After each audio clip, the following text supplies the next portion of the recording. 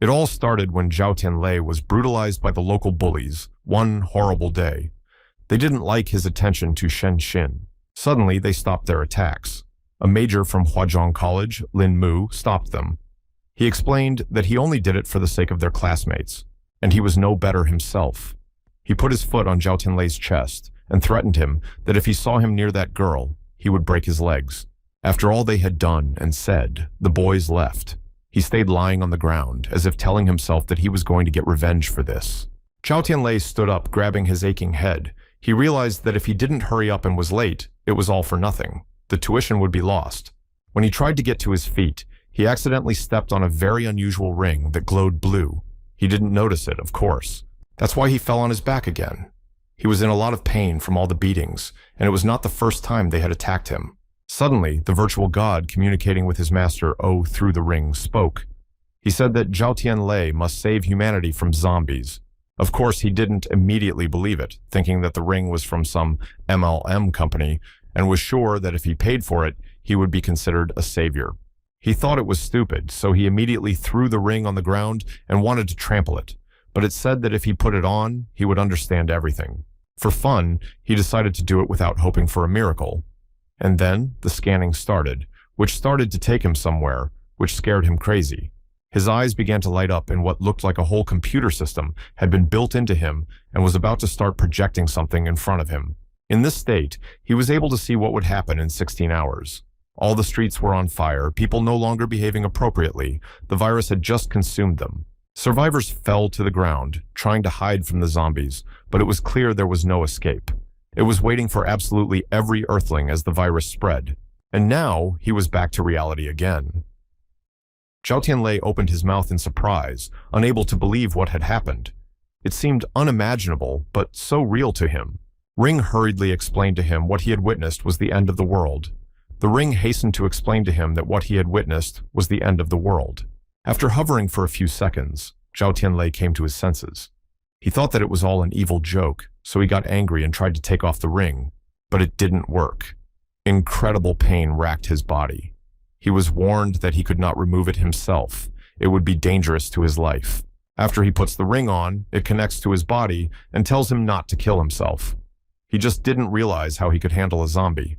It was explained to him that since he had been chosen by the system, he would not be left with nothing. All he had to do was rub the ring and start the storage space inside. Then a black cube appeared in front of him. It had a system of exchanging resources and weapons, the system of purchasing through the death of zombies, experience accumulation, and so on. There was also an evolutionary fluid that can only be used when a virus gets into the body and turns a normal person into a zombie. Saying that if the zombie sent him to the other world, the liquid wouldn't help, the ring was going to hibernate. Zhao Tianlei didn't realize it in time, but it was too late. Realizing that the end of the world would come in 16 hours, Zhao Tianlei came to the dormitory urgently to prepare for it. He was very shattered. His friend was waiting for him there, who was incredibly angry and scared because he had found out that he had missed his college classes without taking time off. He was worried that something had happened to him. Zhao Tianlei was not ceremonious and placed his bag on the table and warned them that tomorrow was the end of the world and the dormitory building was the safest place. It was obvious from their faces that they didn't care about this information. It seemed like a joke, even though he was shouting and his hands were shaking. He was very sad that no one believed him. His friend tried to hold back as much as possible, but in the end they all just laughed at him. Two of them just started making fun of him, saying that he was stupid for overplaying zombie games, and that's what gave him this neurosis. They started pushing him around and scorned him, citing that they were uncomfortable being in the same room with such a loser. Eventually, they left for the internet cafe. His best friend did not support their relationship, but still condemned Zhao Tianlei not understanding about how he could say such stupid things. But he couldn't stand it any longer, so he decided to explain the details to his friend Wu Bin. He felt that if he was his friend, he was obliged to listen to him.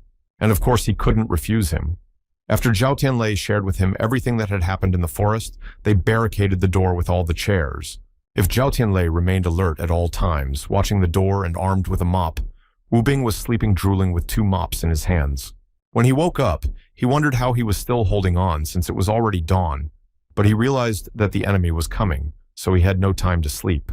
But his friend didn't agree at all, as if he didn't care about his life. He got up saying that he could not sacrifice his sleep and would go to bed. When he started to leave, there was a knock on the door. He thought their roommates had returned and thought it was silly because they had come in from the street at dawn without zombies. Zhao Tianlei was looking at his ring and couldn't understand how it happened because he was sure of the zombie apocalypse. Wu Bing went to open the door for them. But then they realized that something had happened because they heard cries for help outside the door, that something crazy had happened. This made them very suspicious. That's when Wu Bing finally believed him. He fell to the floor in fear, his face expressing horror and wild fear for his life. Panic gripped him from head to toe. When they looked out the window, they were horrified. What they had feared for a whole century, what they had tried to avoid and what had come anyway, had happened. People seemed to go crazy. Their behavior was strange and inexplicable. They were throwing themselves at each other, biting and twisting. Lifeless bodies were visible. Then Wu Bing was finally convinced that everything his friend had said was true. He fell to the floor, afraid to even continue looking out the window.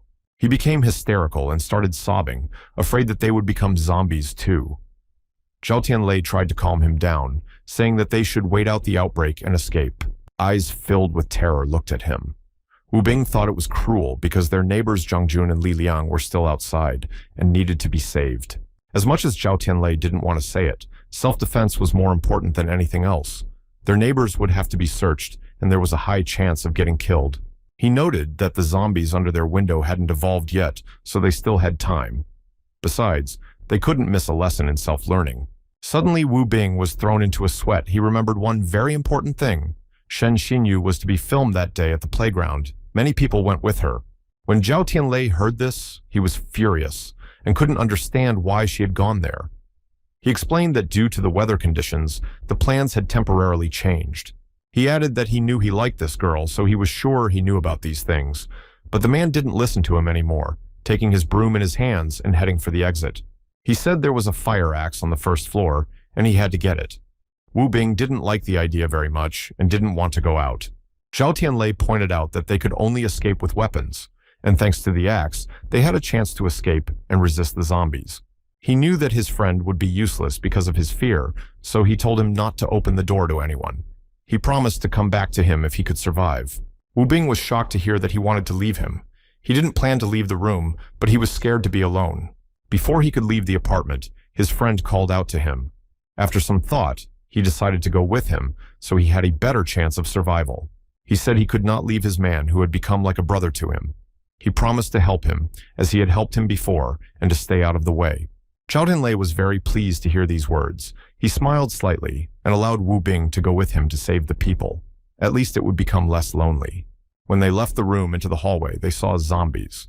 It was a good chance to explain that fighting these creatures is dangerous. You just have to hit them in the head. And of course, after that, it is necessary to run away, because zombies have excellent hearing, and the impact will be heard by their entire pack. A few of them were already on them. Rushing at full speed down the stairs, Zhao Tianlei stopped at the landing to retrieve the axe from there. He had to hurry up. When they jumped out into the street, they saw hundreds of lifeless bodies. Sitting next to them were people who probably cared about them. It was a horrible sight. While Tianlei was surprised at how many of them there were, Wu Bing closed his eyes and could barely contain his gag reflex.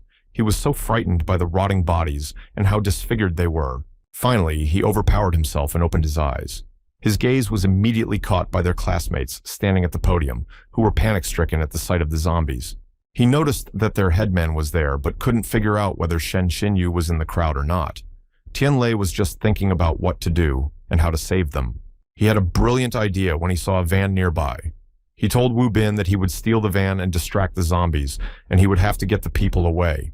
But his friend was adamantly opposed to him distracting the zombies alone because he was afraid they would send him to the afterlife. He couldn't let that happen. There was much more heroism in Tianlei, so he still stood his ground, asking his friend to believe in him and let him go. He was sure he could do the job. As he ran away, he added that if he didn't return, he would find and take care of Shen Xinyu. He needed someone to protect her for sure, someone he trusted. He used the axe to break down the door of the van, started it up, and drove straight at the angry mob of monsters. It wouldn't do much to kill them all, but it would distract them. Meanwhile, Wu Bing went to his classmates, shouting to them that they should go down instead of waiting for death to catch up with them. He had to keep his word. The headman was very surprised that Wu Bing was so brave and saved them, but he hurriedly told her that the zombies were distracted not by him, but by Zhao Tianlei. She was startled to hear this, as she saw a huge crowd of monsters following the car. He tried to stop her, saying that she was already causing enough trouble. He asked her to take the people to the library while he helped Tianlei. Wu Bing promised her that they would come to them, but later, when they had dealt with the devilry. He really needed help, because the zombies were all over the van and wouldn't let him move. It looked like the driver was dead because he couldn't get out. In fact, Tianlei was much smarter than that. He made sure to buy some time and hide behind a tree while the zombies dismantled the van. Suddenly, a hand came through the bush. It was no good, so he swung his axe to separate it from its owner. But Wu Bing realized in time and shouted to him that it was him and not the zombie. He was very scared, and his friend was also understandable in this case. When they realized it, Wu Bing just fell to his knees. They were both scared to death, one thinking he was about to be killed by a zombie, and the other losing his arm. Wu Bin said that the head teacher had taken all their classmates to the library. He was very grateful for helping them escape and considered him a hero. But he started to be modest, saying that he was no hero because he was afraid of death himself. In fact, he was very embarrassed to be praised like that. He broke into a sweat when he thought of her again. He asked Wu Bing if he had seen Shen Xinya, and it was important for him to know that she was okay. His friend madly hated to upset him, but he told the truth that there were too many people on stage, there was anxiety, and he couldn't find it. Zhao Tianlei wasn't very happy to hear that she had an assistant and a bodyguard to protect her, and she would be fine. He didn't really believe it. The library was the best refuge for the survivors. Tianlei said that they should go there and meet their classmates.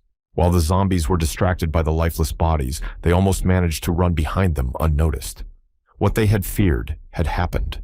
Wu Bing tripped on a step while climbing the stairs, and this noise just couldn't help but attract the attention of the zombies. They ran as fast as they could away from them. The guys nervously started pounding on the door because it was closed and a crowd of zombies was coming up behind them. The classmates didn't want to open the door so they wouldn't bring them in. Then Wu Bing couldn't stand it any longer and switched to a high-pitched tone. He told them that they were the ones who had come, and if they didn't want to die at the hands of the monsters, they had better act quickly. The head teacher heard their names and rushed to the door, ordering her classmates to open the door immediately. She remembered who had helped them by distracting the zombies. But a guy from their class stopped her by grabbing her arm. He ran at her saying that it was risky, and they would bring zombies to them. She felt insanely resentful for those who were standing outside their door and couldn't enter. She started yelling at Chen Hao, condemning him for wanting to leave their saviors to die. Wu Bing was already hysterical because the monsters had only 7 steps to go, and they would catch up with them. They were just begging to be let into the library. In the end, the head elder decided to take matters into her own hands, and pushing Chen Hao in the chest, she headed towards the door with a confident stride. It was hard for her to hear the shouting. But the classmate stopped her again, hitting her cheek with all his might. She staggered from the blow, not expecting any of the boys to be able to do such a thing. The classmates standing aside were very surprised and opened their mouths. They immediately began to condemn him for overstepping his boundaries, even though they were a team. He was incredibly angry because he started yelling at them, claiming that there were zombies behind the door, and if he opened the door to his classmates, they would all die. Meanwhile, the head elder stood holding her sore spot and looking at the others for their reactions. Everyone was frightened and agreed with Chen Hao's opinion. She turned to him and turned to insults. She was so furious that she wasn't ready to accept that they would let someone die in front of them. He pushed her again, saying that she was stupid for not realizing that they would die if the door was opened. He told her to die herself, but not to risk the others. Wu Bing, who was outside the door, was well aware of everything. So he threatened Chen Hao that as soon as he entered the room, he would immediately send the bully to the next world. Zhao Tianlei was already tired of this negotiation through the door while he was fighting off the zombies. He said that they urgently needed to stop arguing with them and get out of there. But Wu was adamant about leaving everything behind. He didn't know where to go, if not to the library. Fear and terror seized him, so confused was he. There was no time to discuss the plan. The monsters were advancing, and they needed to act quickly. Therefore, Tianlei told him to follow him. Wu Bin was ashamed of his friend for continuing to talk to them without paying attention to the zombies because he almost ate them. But the latter hurriedly consoled him, saying that it was not his fault. Even if they were under different circumstances without the zombies, Chen Hao still wouldn't open up to them. He explained to him that it was human nature. Chen Hao had hated everyone before he was despised, and now his whole nature had come out. He also added that he understood him perfectly well, as he had been the object of abuse for a long time. He did not want to condemn him because it was natural. Looking at his hand, he noted that he would not let it go, if only because he had dared to hit the headman. He promised to pay him back double for it. They were looking at the library door when Wu Bing wondered what they would do if they couldn't get in, because the door was locked from the inside. Zhao Tianlei was much smarter because he came up with a plan to climb through the open window and open the emergency door of the college. That's what he did. In the library, the guys sat there not knowing what to do afterwards, because leaving the building would be a very risky move, even though they were very bored to be there. A classmate sat beside the head teacher trying to calm her down. She stroked her cheek, always asking if it hurt. She felt so sorry for her. The girl turned to Chen Hao, reminding him that Tianlei and Wu Bing had saved their lives, and instead of thanking him, he couldn't even open the door for them. The headman was incredibly hurt, not from the blow, but from the reaction of his classmates, who didn't even stand up for them as they continued to watch him act defiantly. And Chen Hao was infuriated by Yi Sitong's behavior, who only started to resent it now instead of taking charge herself and distracting the zombies. She didn't care about his remarks since he had done something far worse than she had. Aceton insisted that he apologize to the head girl. He decided that they didn't understand what was going on around them. Chen Hao told them to shut up and not to make him angry, or he might not be able to hold back and beat them up. Before he could react to the angry grin of his classmates, his name was suddenly heard behind him. He turned around in fear, not realizing who wanted him and what he wanted. It was Zhao Tianlei, who did not hesitate to immediately hit him hard on the face. He didn't want to tolerate this and forgive him for his attitude towards girls. After he flew backwards and fell to the floor, he pulled himself up and, with a face expressing utter displeasure, asked him how he had gotten into their library. But Wu Bin had other plans, and he came at the guy, grabbing him by the collar and yelling that he almost killed them, and they could have been zombie food. Finally, Chen Hao began to realize something. Now he was no longer cocky and confident. His face expressed fear. He explained that he wanted to protect their classmates. He stood up and pushed him away, saying that if they opened the door, the zombies would come in and kill everyone. He needed to do this for the others. Even Tianlei already agreed with him. The rest of the classmates also agreed that they needed a hiding place, and since they had entered, there was no need to make a fuss about it. However, Wu Bing was still dissatisfied, even though they were all already in a safe place. He didn't like the fact that he was using his classmates to escape. Zhao Tianlei stood in front of Chen Hao again. He stood silently for a few seconds, but as soon as he wanted to ask what he wanted, he punched him. Chen Hao was infinitely angered by this. He felt that he was untouchable and that no one could raise a hand against him because he wanted the best for everyone. To shut him up, they hit him again. Zhao Tianlei warned him that if he dared to touch the headman again, they would feed his body to the zombies. Leaving him in utter bewilderment after these words, he grabbed the head girl by the arm and told her to go along with them away from such classmates. Watching their receding figures, Chen Hao holding his cheeks, noted that he would not get away with this and would not just let it go and take revenge. They just went to another room and sat on the floor. Tianlei was wiping his axe clean of blood without paying attention to them. Meanwhile, the headmistress looked at him with loving eyes without averting her gaze. She blushed so much, especially after he held her hand. Then she returned to the thoughts that had been eating away at her. She began to cry, realizing that she had failed to open the doors for them without hurting them. Wu Bing was angered that she was upset for this reason. He knew it wasn't her fault, but he blamed it on Chen Hao, who was afraid of getting killed. Lowering her head down and not wanting to look them in the eye, she admitted that she didn't think she was worthy of the title of headman because she couldn't protect them. In order for her not to be so sad, Tianlei decided to add that she would remain the best head elder in his heart anyway. Wu Bing supported him. To their surprise, she burst into tears instead of being happy at such nice words. They couldn't understand why she was reacting in such a way. As it turned out, what they said and her tears had nothing to do with it. She was just scared, not realizing at what point the zombies might attack them. Tianlei put his arm around her shoulders and warned her that he would protect her to the very end. As long as he lived, no one would dare to hurt her. She looked at him with such admiration that she had never paid attention to him before. But now, she saw him as a real man. She also decided to point out that with the arrival of the zombie apocalypse, they had essentially lost their class, and since she was no longer a senior, she asked to be called Si Tong. Zhao Tianlei was primarily concerned about whether she had seen Shen Xinyu. She had heard about his love for her before, but now all the speculations were confirmed. And since she herself cared for him, she decided that a good man like him should be consoled.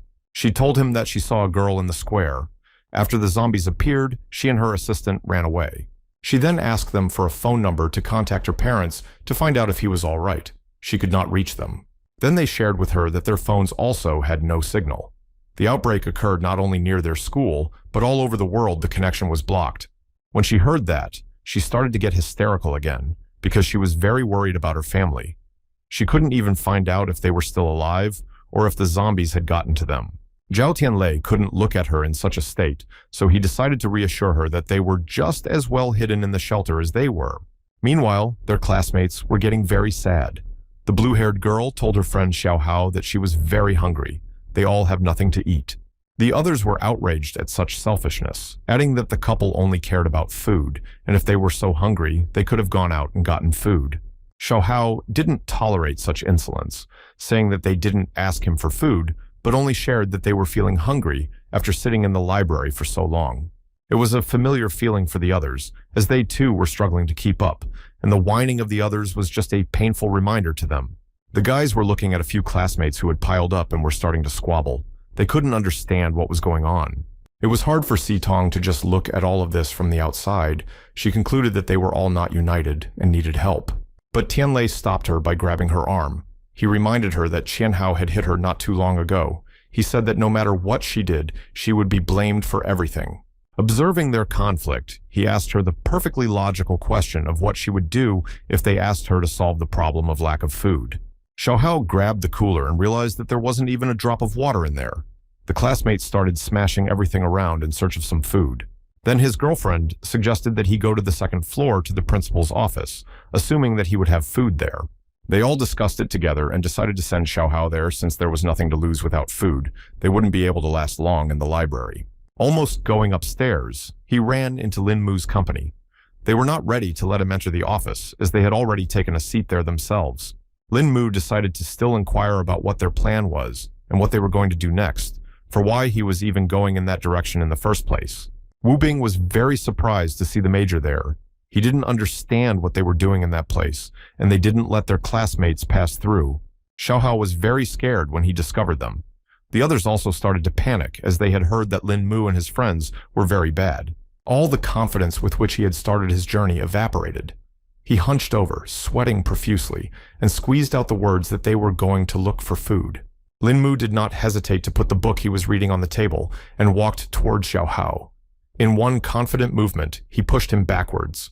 Everyone was shocked when they saw him flying down the stairs. The girl couldn't hide her emotions, feeling horrified at what had happened. He tumbled down the stairs. It was so humiliating that as he fell, he wondered what the rest of his classmates would think of him. The girl immediately ran over to him to see if he was all right. Lin Mu practically followed them down to the first floor.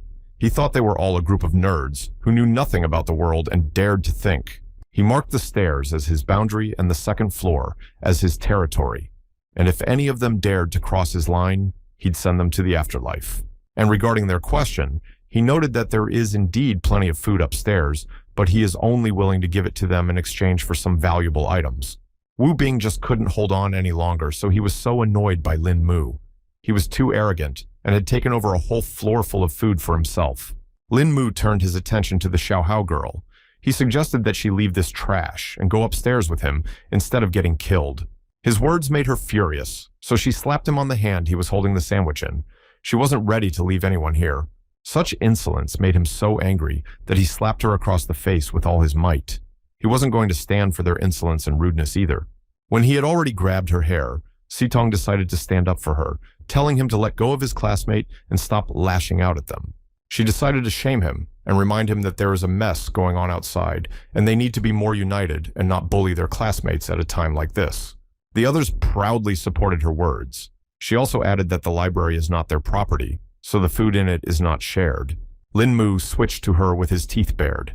He was very annoyed, saying that she was always in his way, and the teachers protecting her were already in the other world.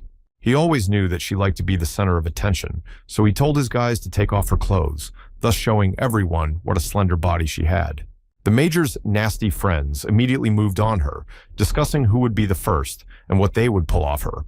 She was very frightened at the sight of those who were coming towards her, but fortunately, she had her own protector.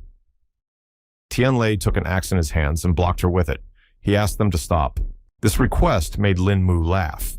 He decided that he had no right to tell him what to do, and that he had not had enough of yesterday, and was willing to die here. Tianlei responded by telling him that he could bully him until that day, but things had changed. Lin's era had passed, and now he couldn't do whatever he wanted. He hit the cabinet with his axe, and it just shattered into splinters, all the objects flying out of it. So he showed he was ready to fight him. Lin Mu's face expressed dissatisfaction, and even so, a drop of sweat still ran down his face. He was clearly nervous, because he was only strong in words. His company immediately decided to backstab him, saying his axe was very sharp and he was crazy. They weren't ready to go up against a man like that. But he took over again, and once again, before going up, reminded them that the second floor belonged to them, and only they had water. Gathering back together and approaching the stairs, he repeated that if anyone decided to go up, he should not be blamed for their deaths, because he had warned them. When they were already on the second floor, he turned to one of his aides telling him to look for weapons, and if anyone came up, they were finished. Suddenly, Sitong started to faint. Wu Bin held her down so she wouldn't fall. They thought she was frightened by the Major, which made her feel sick. In fact, she just didn't expect people to be so cruel. Just a few hours ago they were friends, and now everything had changed. Tianlei explained to her that everyone could live in peace and harmony, but as soon as their lives were threatened, they would sacrifice others for themselves. He asked her to pull herself together and try to change her character train of thought, or else she would definitely get into trouble and be in danger. Wu Bing, however, decided to soften his speech by adding that he and Tianlei would still always be by her side and save her. She was very grateful to them for everything. Looking at her sick classmates, Sitong reminded them that Lin Mu had all the food and water, and they would starve to death if they stayed in the library and did nothing. Tianlei understood this very well, but there were too many Lin Mu people around that they could not confront now, because this was not the time for conflict. He got up and headed for the door, telling them that the two of them were probably hungry too, so he suggested they go get something to eat. They opened their mouths and were very surprised that they could eat somewhere. They were all hungry and had no idea where he had called them. Meanwhile, his dear Xinyu was sitting in a small company and was just as broken. It was very hard for her to cope with all the stress she had endured. The girl sitting next to her noticed that she was sad, so she decided to ask if she was okay or if something had happened. Xinyu didn't share anything, so she said that everything was fine and nothing had happened at her place. She was still smiling sweetly, which was really believable. Meanwhile, the boys were walking down the corridor. Wu Bing couldn't understand where Tianlei was leading them to. He doubted that there was food in this place. With a sly smile, he turned to them, saying that she could be taken to the cafeteria, and all they had to do was help him unlock the door and wait for his return. When they heard that, they were very surprised, because they didn't expect him to leave the building knowing that there were hundreds of zombies waiting for him outside. They certainly didn't want that. Sitong tried her best to talk him out of it, saying that she wasn't very hungry and was willing to endure it as long as he didn't go out. He smiled sweetly at all her entreaties. He knew what he had to do, so he asked them not to worry about him. He ran out the door, and they were left to stare after him. They were so broken because they were so afraid of losing their hero over some food. But after 30 seconds of silence, Wu Bing came to his senses and realized that this was not the way to go. He was sure that his friend would return to them unharmed. The whole area near the school was filled with roaming zombies that walked in circles looking for prey. He managed to sneak past unnoticed. He looked into the alley and found 2 lifeless bodies with food bags lying around, and one of them had a full backpack. He ran over to them and rummaged through the chest for food, and there was plenty. He started up the vault to put all the supplies in it. He looked at what he had and realized that these products would last him a long time, but for 3 people, they are very little enough for a few days at most. It was clear that the more time passed, the harder it was to find food. He put the crackers in the storage room because they could be kept longer. It was also necessary to divide the water. While he was distributing the food, someone was actively watching him from the sidelines, but it was expected at this point. He heard some nasty noises, like growling but drawn out. Out of the corner of his eye, he saw it. The long-haired monster opened its jaws and came at him. At first, Tianlei stretched out his arm in front of him automatically. It was obvious that against a zombie, you should use something worse. Instantly, he managed to grab his axe and strike the zombie right on the head. He had to do it as fast as he could and run, because at the zombie's shout and the axe blow, other hungry people came running to find food. They surrounded him from all sides, preventing him from leaving the alley. But luckily, there was a window right next to him, and he opened it and dived in. The zombies didn't have time to grab him, so he was unharmed. He was lucky and found himself in the kitchen. It was a good opportunity to grab some more food, so he rushed to the refrigerator and found rice porridge. Meanwhile, the guys were in a state of confusion. Sitong walked nervously from side to side, while Wu Bing sat there shaking his legs, not knowing what to do. Suddenly, they heard a knock on the door. It was Zhao Tianlei who asked them to open it for him. Wu Bing was delighted that his friend had managed to return. Sitong was also not far behind, and she silently hugged him. Tears welled up in her eyes, as she had already gotten herself worked up enough. Seeing Tianlei's surprised reaction, Wu Bing added that she was very worried about him, and if he didn't come back, he wouldn't be able to stop her. He even felt a little funny about it. He had never felt such concern only from Wu Bing, so he said that it was better to let him worry. He didn't hesitate and immediately shared what he had brought them, opening a backpack filled with food. They were very surprised, as they had not expected such a gift. They were wildly excited when they saw a whole pot full of rice. None of them could have dreamed of such a thing, thanks to Tianlei. He asked them not to be shy and to eat. They all knew they were hungry, so they began to eat the porridge with both cheeks. Sitong was happy to finally touch hot food at such a time. Wu Bing had forgotten the taste of rice, so he couldn't get enough of its flavor. Noticing that Tianlei was just sitting silently and watching them eat the food brought to them, Sitong decided to ask why he wasn't eating with them. He confessed to them, so they wouldn't feel as if they weren't sharing with him, that he had already eaten in the dining room because he wasn't hungry. Tianlei said that the zombies outside had become more dangerous, and food would become more difficult to get every day, so it would be necessary to appreciate it and drink water more often. He also added that they will have to hide the fact that they have food from other classmates, or they will try to attack them because of hunger. It was hard for Sitong to hear this, since she also had friends among them, and depriving them of products was tantamount to taking their lives. She was not so cruel. Wu Bing didn't really appreciate her gesture of kindness. He didn't feel like helping those who were willing to leave them to die by feeding them to evil zombies. So people. He explained to her that Tianlei had risked his life to get them food, and when they needed it too, no one cared about them. Then she admitted that Wu Bing was right after all, so she promised them that she wouldn't tell anyone that they had food. Not even her close classmates. They looked at the almost full pot of rice and thought about what to do with it. Wu Bin suggested hiding it, but he didn't know where to put it. But Zhao Tianlei didn't bother and walked out the door.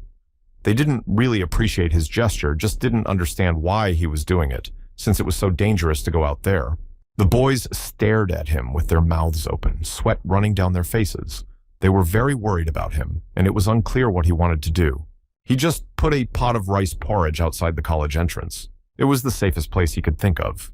When he walked back in and closed the door, Wu Bing decided to cheer him up by thanking him for his work, since he had done so much for them.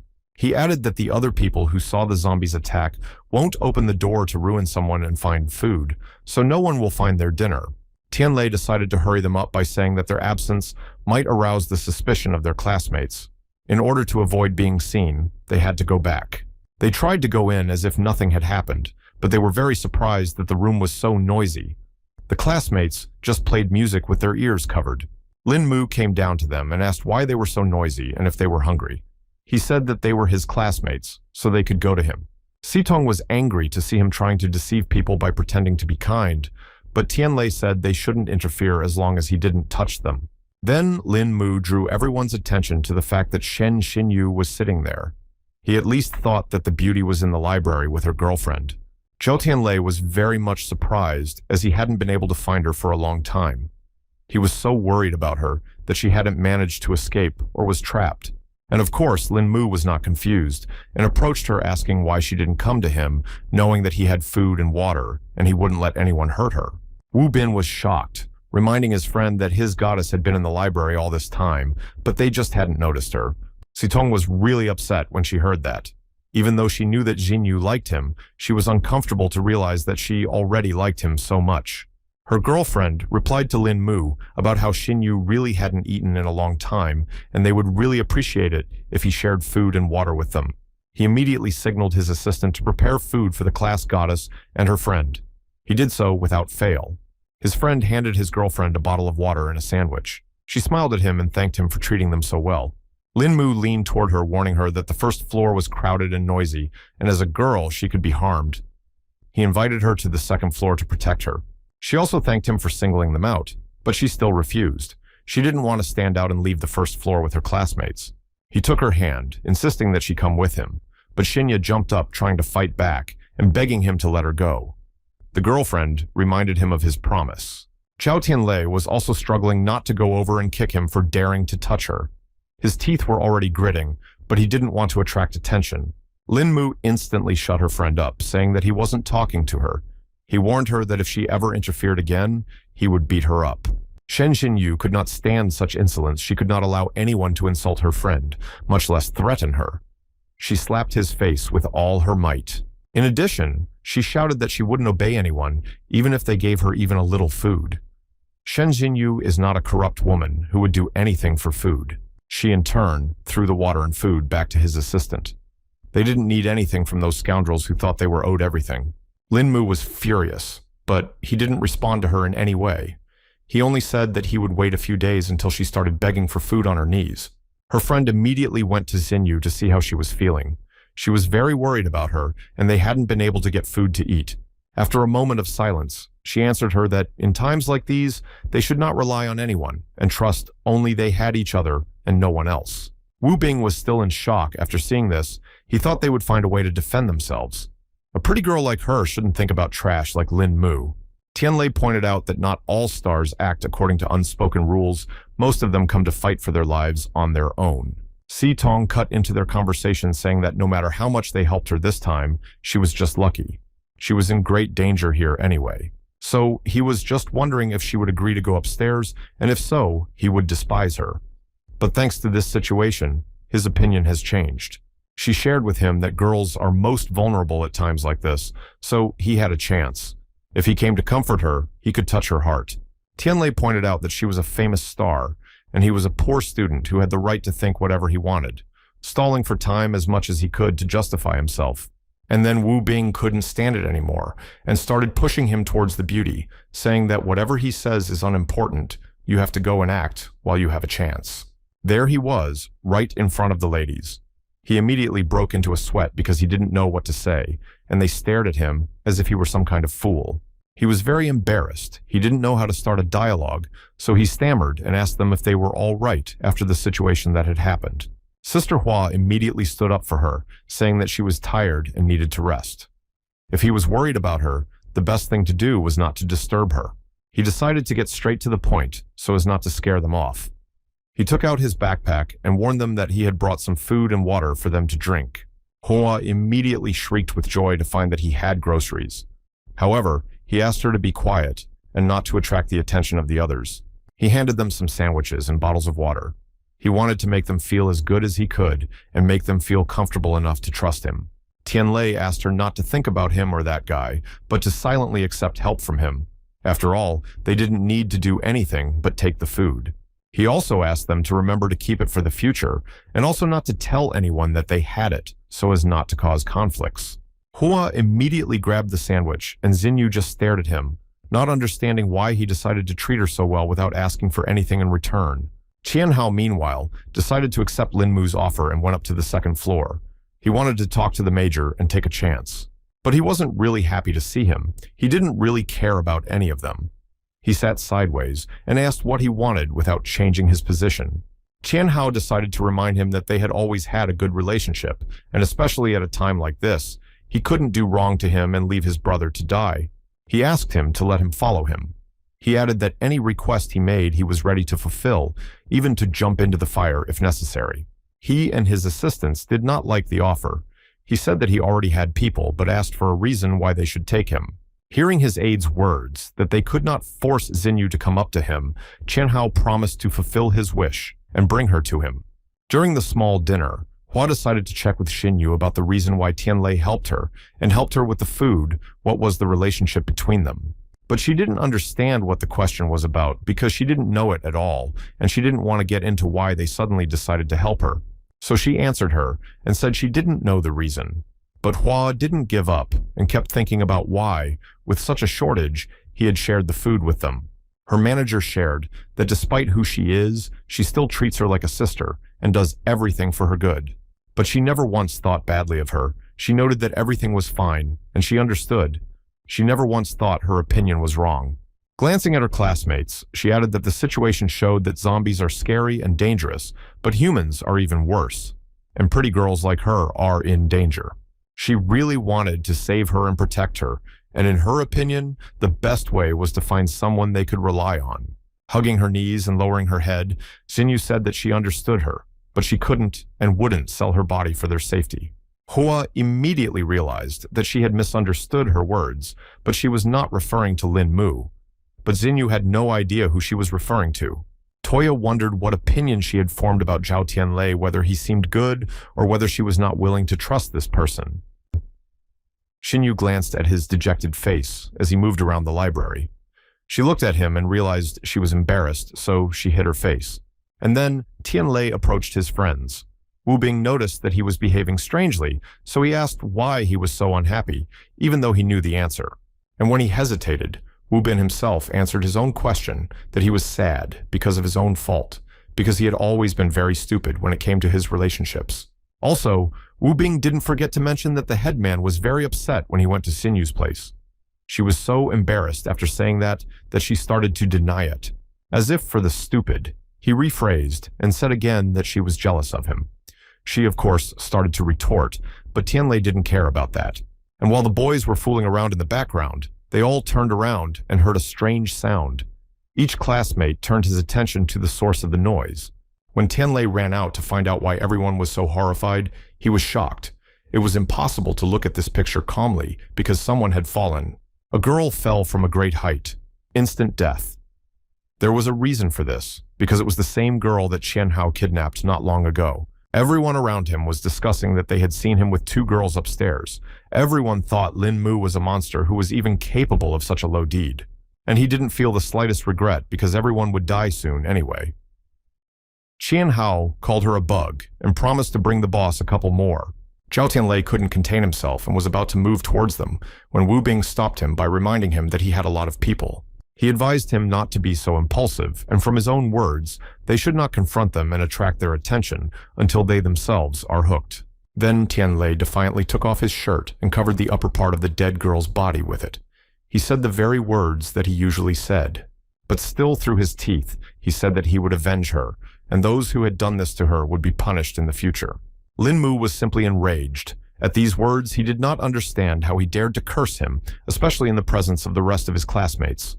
The people had already, meanwhile, revolted and decided to go and beat up Lin Mu, because such actions are simply unforgivable and deserve to be hurt back.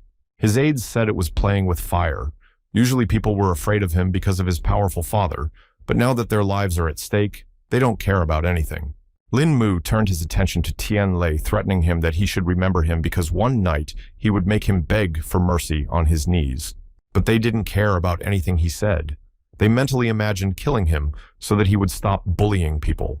When night fell and everyone was sleeping, Zhao Tianlei suddenly woke up. He heard a familiar sound that he had heard before from the zombies. He glanced across the street and saw shadows on the windows. They were zombies who were actively breaking into the college, sensing that someone was hiding there. As the growling intensified, the others jumped up as well. Everyone immediately panicked, pressuring the men and telling them that they had a duty to protect them all. Tianlei decided to take matters into his own hands and shut them up. He ordered them to reinforce the door and keep the zombies from breaking in. The guys moved the closet, the girls moved the chairs. They all rushed to the bookcases to block the passage. They had to act fast, because time was running out, and they might not make it. And so, when they pulled the next cabinet over, Tianlei noticed that it was broken. But that wasn't even the biggest problem as it turned out. He remembered that the back door of the building was open, and it was possible that the zombies had come from there. They rushed to close it. Suddenly they heard cries for help and turned around to find that the lifeless body of a girl had come to life and started throwing herself at the others. She was so horrible and frightening. His jacket immediately fell off her body.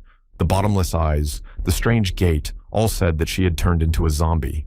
Sitong couldn't believe her eyes, and neither could the others, because she thought she had crashed to death and wondered how she had become a monster.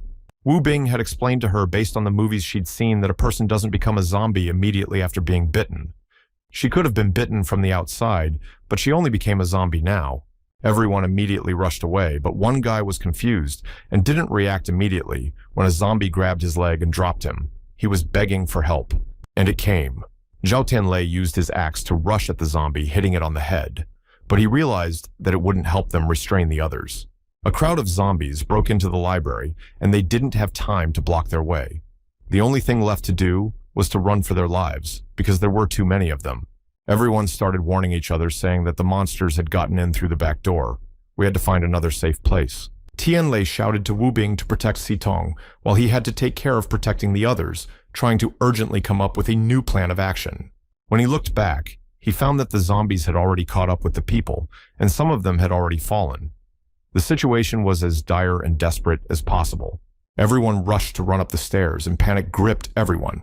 Tianlei asked them not to push and to take their turn, but it was very difficult. No one listened to him, because absolutely everyone was afraid to die at the hands of zombies. Everyone thought only of himself, pushing the one in front and trampling him. Eventually, they oriented themselves on the second floor. They made the decision to head to the curator's office, which was directly ahead of theirs where it was closed. The door was actually being held open by Lin Mu's aides, who had put a cabinet there and were pressing on it. They weren't going to let anyone in and rescue them. Lin Mu made it clear to them that if they didn't want to be eaten by zombies, they should get away from this office, as they wouldn't let them in anyway. Among the frenzied crowd was Jinyu, who called out to Sister Hua for help. It was hard for her to stay on her feet in the crowd, as she was being pressed from all sides. Then Tianlei appeared and grabbed her wrist and told her to follow him to escape. He knew that Hua was also looking for her, but he had no choice. He explained to her that there would be no escape upstairs, where death awaited everyone, and he could take her to the safest place if she trusted him. Wu Bing stood with Sitong and waved his arms for them to see him, because he had found a way to escape from the college. They all headed up there together, hoping they wouldn't run into any zombies. There's a good chance that most of them went upstairs to get the humans. But what a disappointment it was when Tianlei opened the door and they found themselves in the men's restroom instead of outside. Hua was very angry at Wu Bing for misleading them. She was amazed that he was in the school and didn't know where the exit was.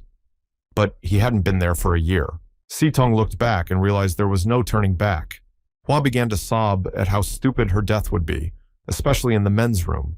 But salvation did come when they saw Tianlei, who had already run off to reconnoiter and shared that almost all the zombies were in the library and there weren't many outside. He asked Wu Bing to climb on his shoulders and see what was going on outside through the window. They had to assess the situation before climbing out. He happily informed them that there were no zombies outside, but there was a car in the playground. He climbed out the window.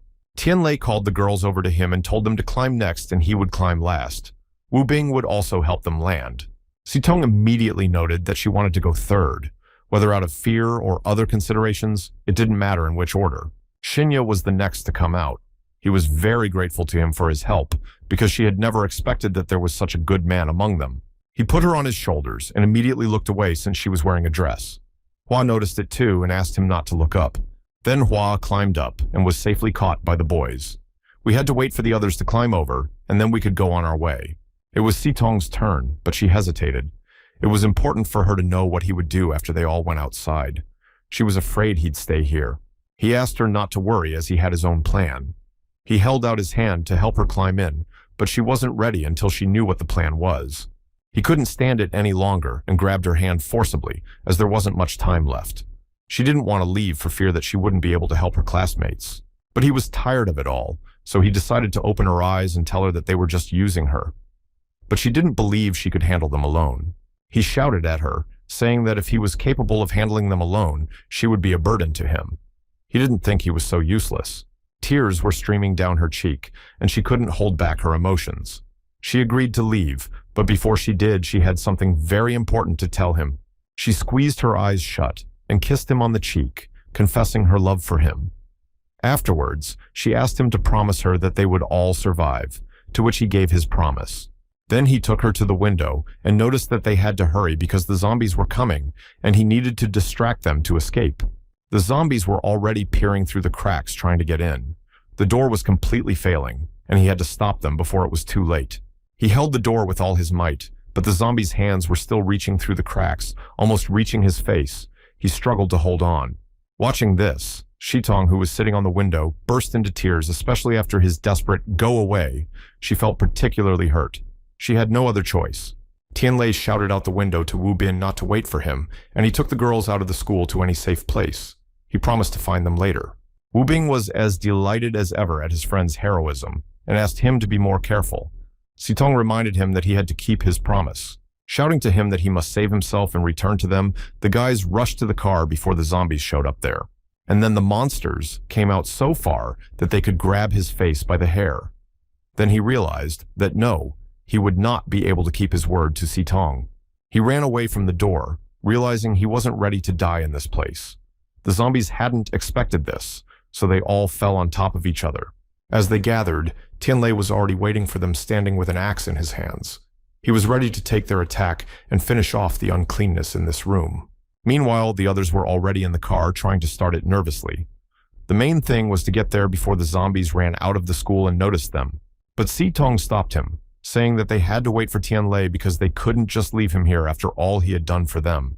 Hoa didn't appreciate her kindness, saying that they too had to escape as there was no time to wait. She was sure that the zombies would be here any minute. She explained that the library was already crawling with them and they were about to break out, and if they waited, there was a good chance they would be eaten by zombies. And then she added that Tianlei might have already gone to the other world, they just couldn't know about it. Jinyu didn't like her theory and pessimism. Wu Bin admitted that although he doesn't show it, he's also worried about his friend, but he promised him to take them away from school to a safe place. It was a chance. Suddenly, Shitong jumped off her seat, saying that they could go without her and she would just go back to Tianlei. Wu Bing grabbed her arm. He reminded her that he had asked him to protect her at all costs, and he couldn't break his promise and let her die in vain. When he talked about how Tianlei had some kind of plan and that they had to believe in it for him to come back, tears came to her eyes. He was right. However, she couldn't imagine how he could handle so many zombies alone, but he insisted on believing. This was the Tianlei they all knew, who would never give up for nothing. He always had plans in place that saved them more than once. Although tearful, Shitong got back into the car. They all looked at each other and made a unanimous decision to move on to safety. The entire men's restroom is covered in blood, with several dozen lifeless zombie bodies. It's raining outside, and Tianlei is walking through the playground with his bloody axe.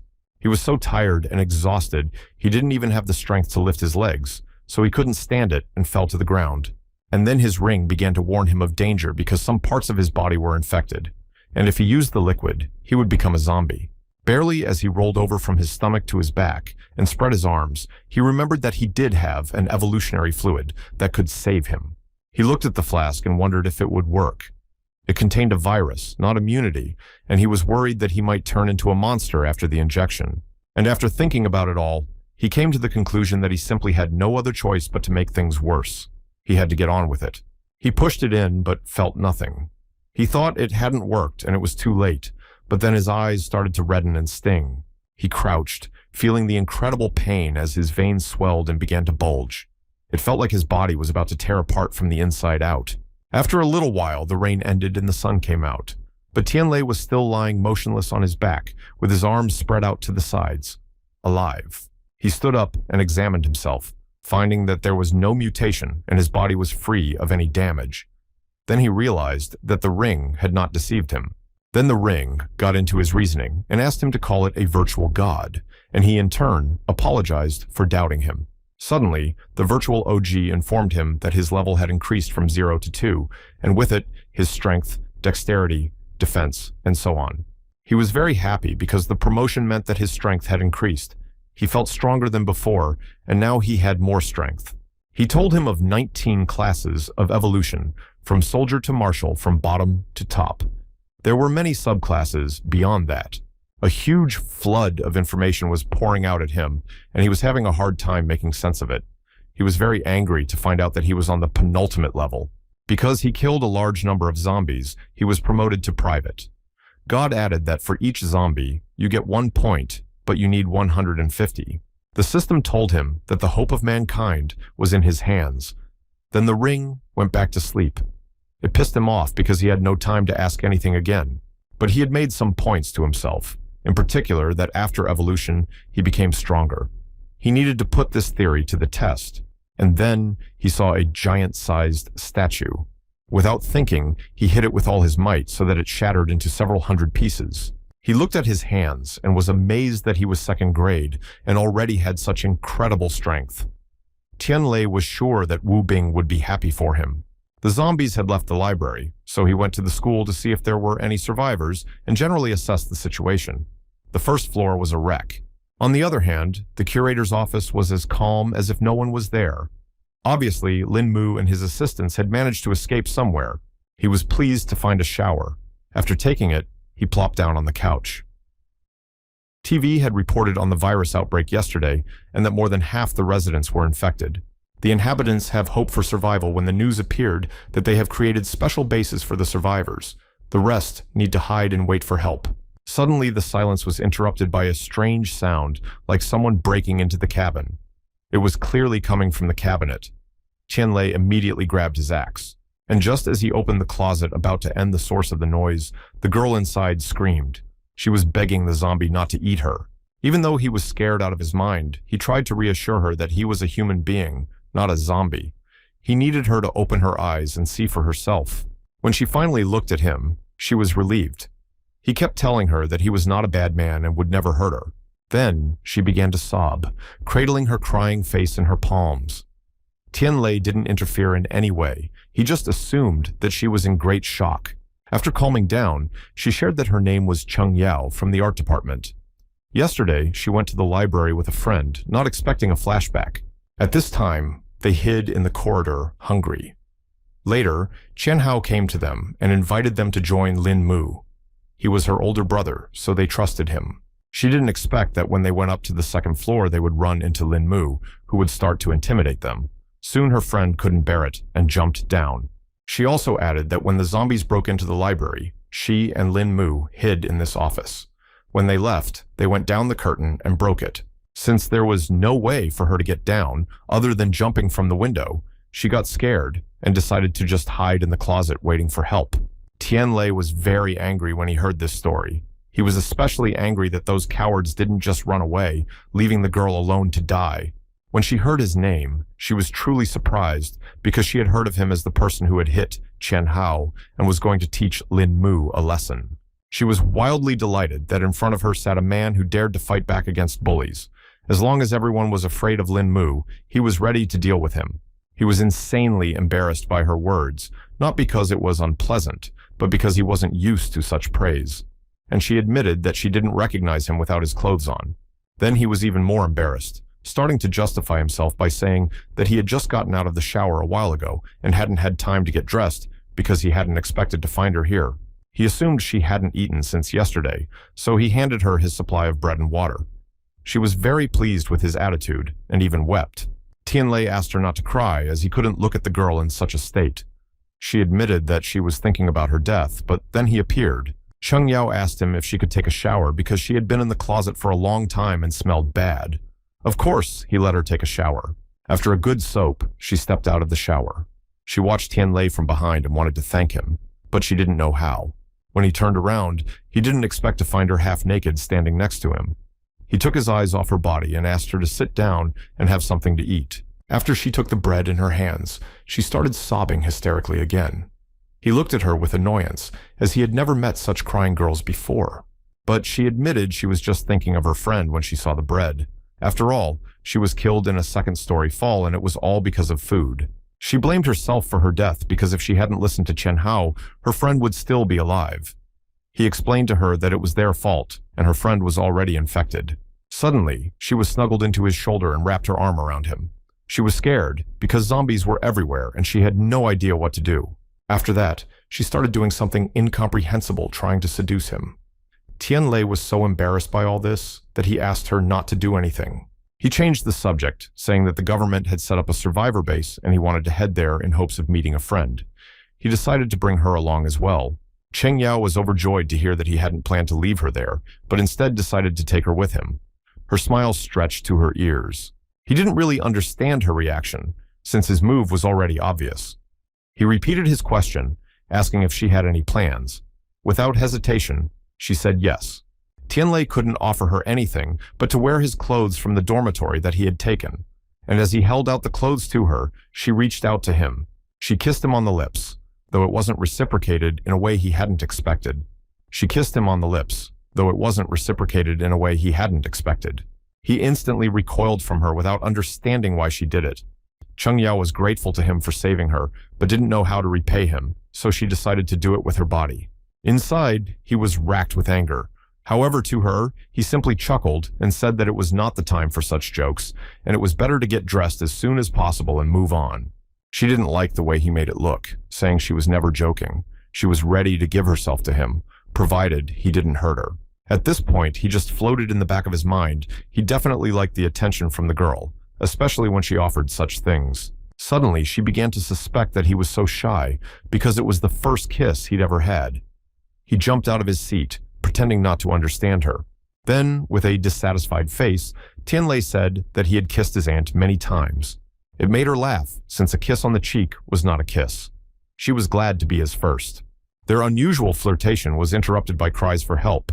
The people in the broadcasting room were begging to be saved, and Zhao Tianlei couldn't ignore it. They jumped off together, but Cheng Yao had no idea what to do. He said that they would have to save them, so that they wouldn't bring zombies with their screams. Several people were in the study huddled against the windowsill. They could hear the embittered monsters walking down the corridor and listened every now and then. Eventually, Tianlei made his way to them, but not in the standard way, but through a tree. He attracted their attention so that they realized that salvation had come, but it was also time for them to act. They were insanely happy to see someone alive outside this room. They had a chance of not going to the afterlife. At least not today. He gestured for them to be quiet and not attract the attention of the zombies. If they made the slightest noise, the zombies would come running toward them. They were very badly scared and shared that when the building was filled with zombies, they hid in the broadcasting room. Tianlei threw them a rope and ordered them to tie it to something, since they would have to climb down it. He also asked them not to make a sound. The people tied it to the pipe near the window, and one by one began to descend, while Tianlei and Cheng Yao helped them land softly so that it would be quiet. One by one, they climbed down the rope. Everything was going fine. They were following what they had been asked to do.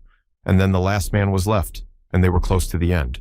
At that time, Tianlei had already started to hurry him up since the zombies could come to them without a reason, just by searching the entire area. But as luck would have it, it was Liar who was scared out of his mind. He had an obvious fear of heights, so he started to shake and couldn't decide to go down. And as soon as he decided to move, he fell to the ground. And unfortunately, this incident was not without screams, which was very bad. As you might expect, the zombies immediately turned at the sound. They were so evolved that they were able to identify the source even from such a noise. The people immediately rushed out.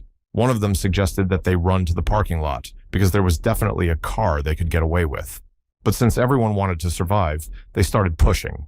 There were a lot of people, but there was no room in the car. We had to make a decision. Tianlei grabbed Liar's shoulder and told him that the girls should get into the car first and then them, but he was in a panic, not wanting to die. The other guys looked back at him, noting that it was because of him, because he had summoned all the zombies with his fall. They started to chase him away without letting him sit down. Then Cheng Yao told Tianlei that she wasn't going with them and planned to stay with him so that he wouldn't force her out of her seat. He was outraged at her statement, saying that it would be very dangerous for her to follow him. She should have gone with them to a safer place. She drew his attention to the fact that even though they had been rescued, they were willing to sacrifice others by getting into the car. And if something happens, they'll throw her out too. It seemed safer to her to be with them, rather than with such cruel people, who at this point stood there and beat the guy's hands to keep him from getting in with them. She looked at him with that pleading look. It was painful for her to look at this picture. Tianlei ordered them to be quiet, and took Liara with him. They all shut up, listening to him intently like sheep crowded into a car. He angrily reminded them that they were the ungrateful beasts he had saved. Then the guy behind the wheel apologized to him and to the one they didn't want to take with them. After that, the classmates drove away, leaving the guys alone again. Without wasting any time, the guys headed to the cafe, where Cheng Yao made him a delicious noodle dish that looked quite expensive. She admitted that the supermarket only had frozen food, so she added sausage fish balls and something else she wasn't sure about. He took great pleasure in spooning some noodles onto his fork and decided to check with her to see if she was having a hard time wrapping her mind around it all. But when she stated that she had no problem cooking for her boyfriend because it was her way of showing she cared, he spit out the contents onto the table in surprise. Tianlei's face twisted at what he heard. He couldn't believe that she dared to call him her boyfriend out of nowhere, and she didn't even ask about it. Cheng Yao was again puzzled what she had done wrong because she was so grateful to him, and if he didn't want to take the body, then she rewarded him with her love. He was tired of her pointless attempts to say thank you. Putting his hands on her shoulders and looking into her eyes, he explained that he'd saved her for nothing. And as soon as she said she understood him, he immediately started to put his lips on hers. She wanted to be his girlfriend, and she did it all on her own accord. He was tired of telling her the same thing 100 times. He pushed her away, asking her to stop her attacks and not to confess her feelings to him anymore. She felt so sad that her eyes filled with tears again. She concluded that she didn't like him, or that he hated her after what she had done. Tianling immediately decided to calm her down before she started sobbing. He stated that he didn't hate her, but she had already started screaming without realizing what the problem was. Lowering his gaze to the floor and gathering his thoughts, he made the decision to voice to her the real reason for this behavior. He already had someone he loved. She was amazed to assume it was Sitong. She didn't want to believe it, but she often saw him around her. After giving her assumption and not hearing his response, she lashed out at him for defending her in the library. But he pointed out that she was his best friend.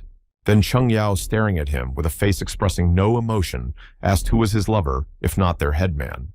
He was embarrassed because he had never told anyone about it before, even though it was obvious. He had to tell her that he was in love with Shinya. Those words literally turned out to be stunning to her, as she staggered, not expecting to hear that superstar Shen Xinyu was his girlfriend. But then he corrected her, saying that a girl like her couldn't be with such a poor man. He just fell in love with her at first sight. Once again, she was surprised to assume that this love could be called unrequited. And Tianlei was particularly uncomfortable with such a conversation. She decided to comfort him by telling him that he should not give up, and especially money will not save him from zombies, and he is an extraordinary man and deserves 100 other girls. So many compliments made him uncomfortable. He didn't think he was a hero. She was actively urging him not to fix his attention on just one. She had already disengaged and started huffing, saying that after what she had experienced in the library, she realized that strength was everything in the present. Lowering her head down, she added that women want to live their lives relying on men and don't care what they do to them as long as they just survive at all costs. And then she jumped into his arms and told him that if he didn't ask her to leave, she would stay. She was willing to do anything for him and be his mistress. He didn't want to upset her, so he told her with fear in his eyes that he would protect her without cooking and laundry and other things. She was so pleased with his kindness, and in gratitude, she threw herself at him again, kissing his neck. Tianlei didn't know how to explain to her, so he gave up. A little while later, they looked into the underground parking lot at the supermarket. He was shocked to see so many expensive cars. Cheng Yu recommended the SUV because of its roomy power output. She obviously knew a lot about cars, but it was a secret. She was driving, so Tianlei grabbed the handles so he wouldn't faint from the speed she was speeding down the road. He was uncomfortable with it. Watching her driving style, he admitted that he couldn't tell that she knew about cars after all. At least in theory, not in practice. She shared that her biggest dream was to drive an SUV on the highway, and it finally came true that day. Looking at the map, they searched for the location of the base for the survivors, as the news did not have time to tell its exact location because the TV was broken. Tianlei was actively looking for where she could be, but Chen Yao also wanted to be useful and help him, so she took her eyes off the road and looked at the map. Several people were standing right in their way, waving for them to stop. But because the driver was not looking at the road, she did not immediately notice them. And of course, when she looked up and saw them, she started to panic, and the car started to rock from side to side, and it looked like it was about to hit them. But they stopped in time. The girl put her hands on the hood and asked to let them in. They said they had escaped from the zombies and asked not to leave them. Tianlei and Chen Yao were shocked looking at these people. They didn't know whether to let them go along with them or if it was too dangerous. And yet they could find no reason not to take them with them. As they thanked them, they sat there with stone faces, unable to realize what had happened. The girl asked them where they were going because zombies were everywhere, and they just couldn't leave Lynette behind. She said it all with a chuckle. But Tianlei had his own question to answer first. They wanted to know who these people were and how they ended up on the highway. She claimed these two guys were her family. The one with the green hair was her brother, and the one with the purple hair was her boyfriend. They had plans, but the flash spoiled them. They managed to escape from the zombies and ran out on the highway to their car.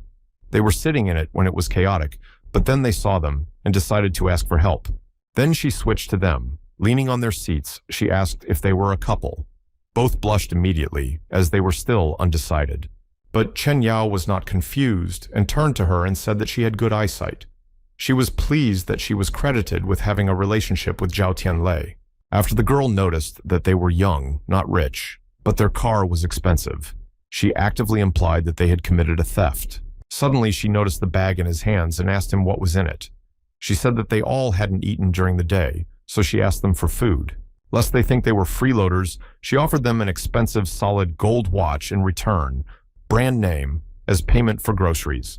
Tianlei took a deep breath and unzipped his bag. He said that there was no point in looking at the time in this situation, so he was willing to share the food for free. Her brother was not at all pleased with the 3 unfortunate sausages. He was indignant, thinking Tianlei was greedy because it wasn't enough, and he had a big bag. Chen Yao couldn't bear to hear their charge. She said that food should be appreciated because they don't have enough, and to be grateful anyway. The brother got very angry when she decided to put him in his place. The girl immediately started to calm him down, explaining that everything was fine and they should thank them. When Tianlei was distracted by their traveling companions, Chen Yao started yelling at him to look ahead. There was something very frightening there, judging from her reaction. Right in their path was a car surrounded on all sides by zombies. They smashed the windows and jumped all over it looking for victims. As they tried to carefully go around them to be unnoticed, the girl was startled by the look of terror in her eyes. When they passed them, some zombies rushed after the car, but they didn't stand a chance because Chen Yao had maxed out her speed. She recognized the car as belonging to a teacher they knew. They assumed he had collided with a zombie while driving and flipped over in a panic. And Chen Yao didn't feel sorry for him in the least. She noticed that it was their own fault because they had been bickering for so long. The girl glanced at her companions and, feeling wildly uncomfortable, asked them to go elsewhere as there were many infected in the city. But even though Zhao Tianlei agreed with her, he still didn't plan to change their route. Looking at his axe, he said that he could let them out of the car. Suddenly, her brother put a gun to his head and ordered him to do everything his sister said, or else he would shoot. And absolutely with a calm intonation, the girl confirmed that it was indeed necessary to obey her. Their trip became as tense as possible. Despite having a weapon resting on his head, Tianlei still wondered who they really were. She smiled disgustedly and noted that they weren't bad at all, but just really liked to drive on the streets. And it all led to one thing.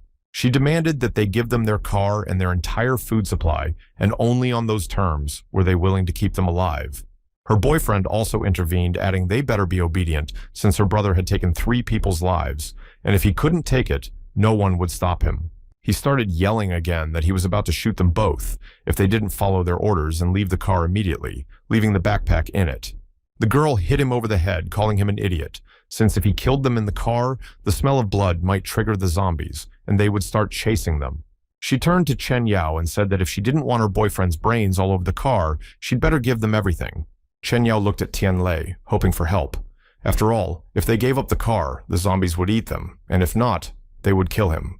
And then he decided to take responsibility by saying that they would come out, but it was also important for him to know that after that, they would not touch them.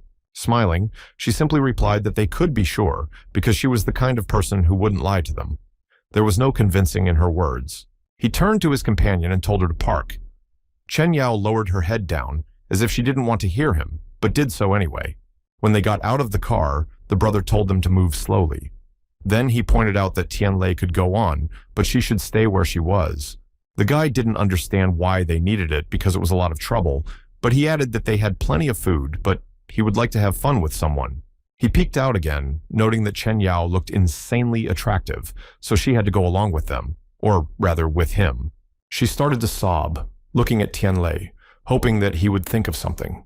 But he just silently grabbed her hand and led her towards the forest.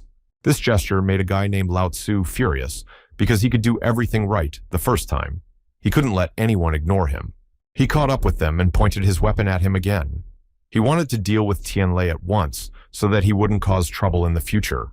But he was already tired of tolerating their attitude towards them, so he turned around and separated his hand that was holding the weapon. He immediately curled up in pain. Chen Yao closed her eyes to avoid seeing this horror, and Tianlei stood over him with a menacing look and clarified who he was going to shoot at.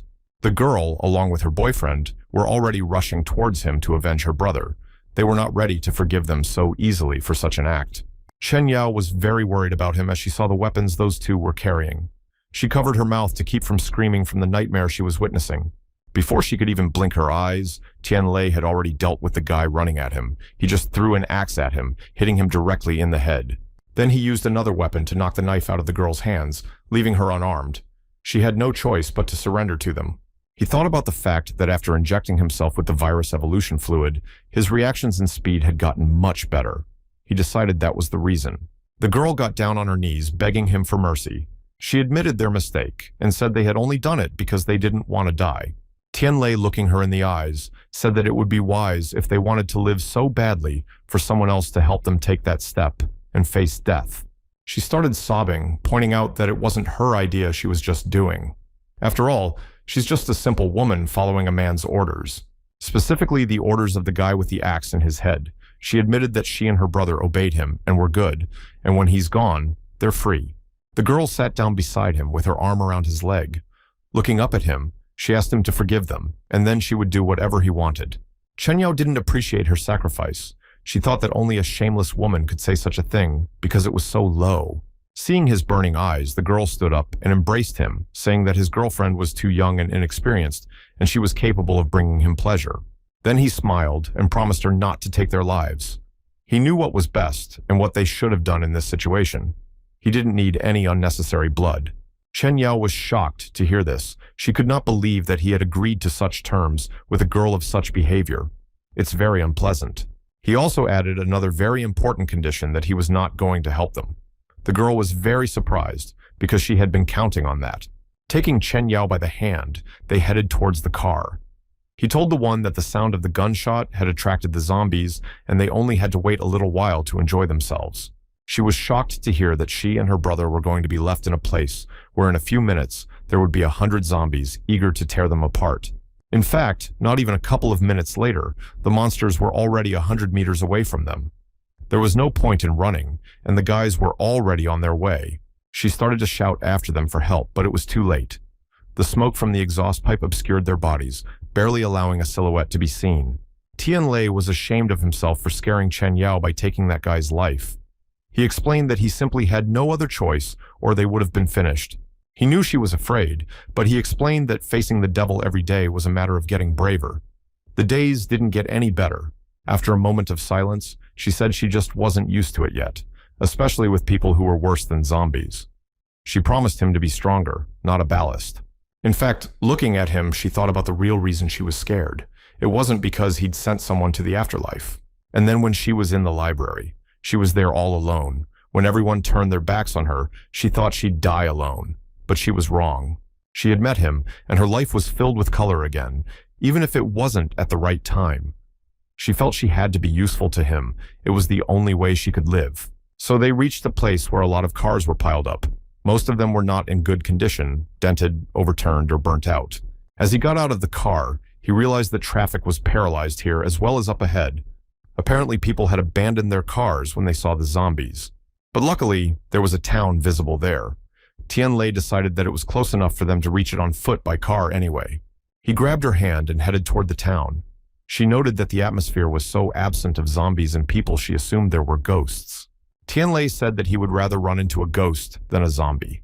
After all, he would definitely not do them any harm. He noted that ghosts were more cute compared to zombies that fed on humans. She didn't understand how they could be cute at all.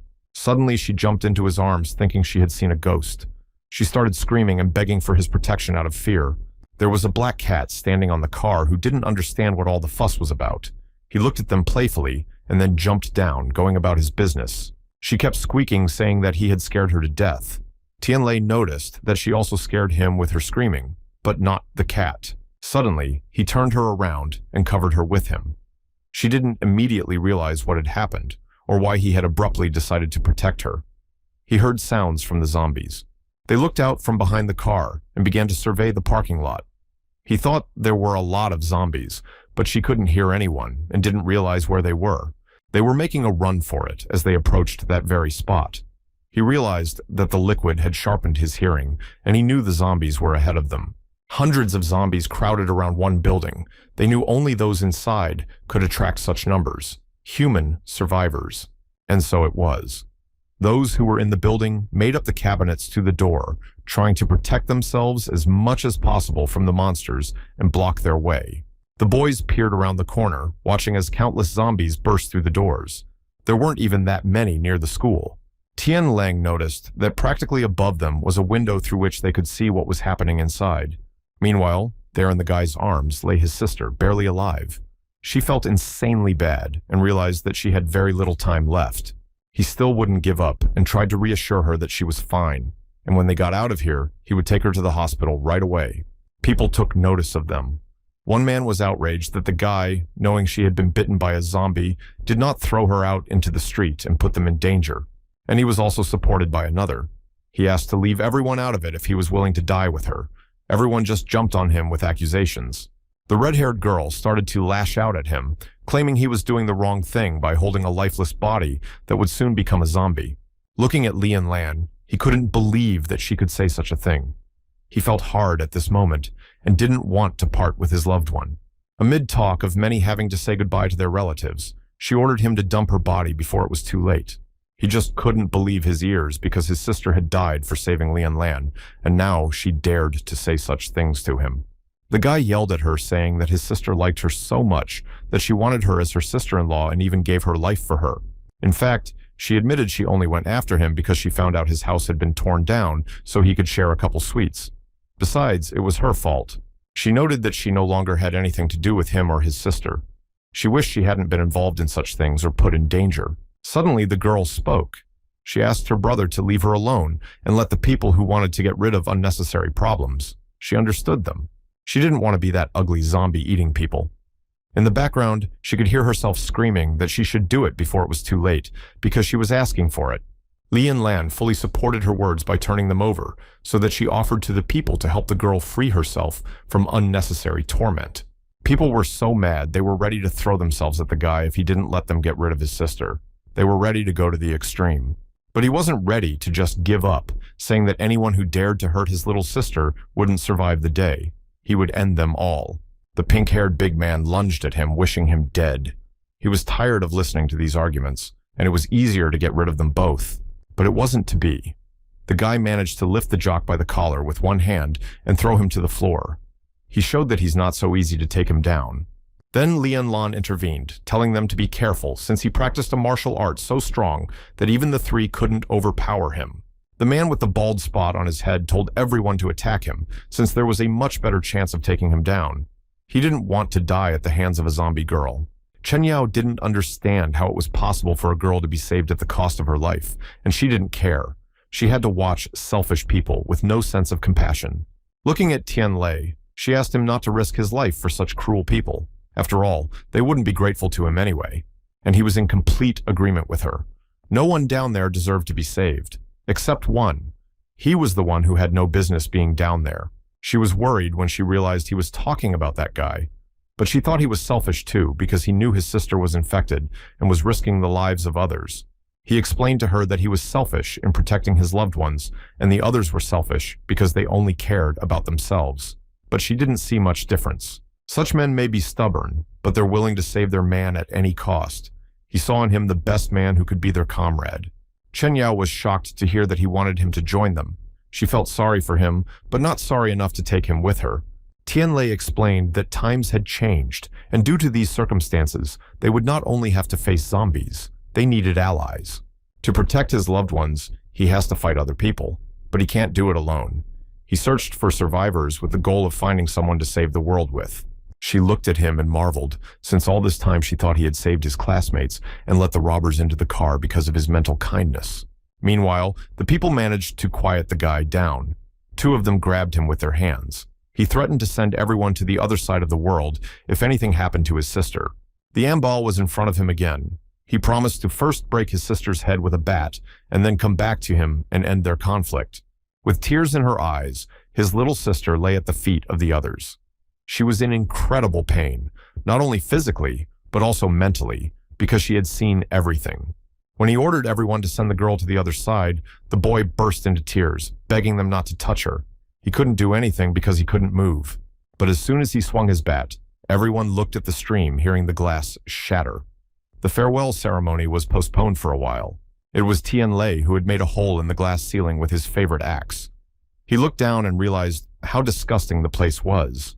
The people were incredibly happy, thinking that help had come to them and they could finally get out of there. They were cheering and jumping and squealing with joy. But he hastened to disappoint them by saying that there were too many of them and that they could only save one of them. They all looked at each other, not understanding how. The man with the bald head asked for help, saying that he was the president of the company and would definitely repay him. Lian Lan said she wasn't ready to die young. The businessman lashed out at her, saying she would make no contribution to society useless. She insulted him back by saying he was a disgusting pervert. The guys were watching their fight, already knowing exactly who they were going to save. They were incredibly bored with this pathetic spectacle of two disgusting people. And then Tianlei decided to interrupt their interesting conversation by asking the guy if his name was Xiaoyang. It was a good way to speed up and pick him up. He replied that he was right. However, he did not understand why this question arose, for he did not want to stand out like some others, only to be chosen as the lucky one. Everyone was in shock. The guy standing next to them asked if he was crazy because his sister had been bitten by a zombie and was about to mutate. He wondered if they were afraid. Tianlei answered him that he already knew that. However, he was not afraid because he realized that the zombies outside were much more dangerous than the newly formed zombies. In the end, he returned to the question of whether Xiaoyang was willing to go along with them. He indicated to anyone who didn't understand that he had chosen the one who would be saved. The boy picked up his sister in his arms and looked up proudly. He said he was ready to go with him, and if he was going to die, he was going to die outside this place. But Tianlei was not so cruel to the others. He added that when he took the two men away, he would leave a rope for them to get out and run away. But if someone grabbed onto it right away, he would tear it off, leaving them all to perish. Lian Lan immediately regretted telling the guy that she was talking nonsense because she was scared.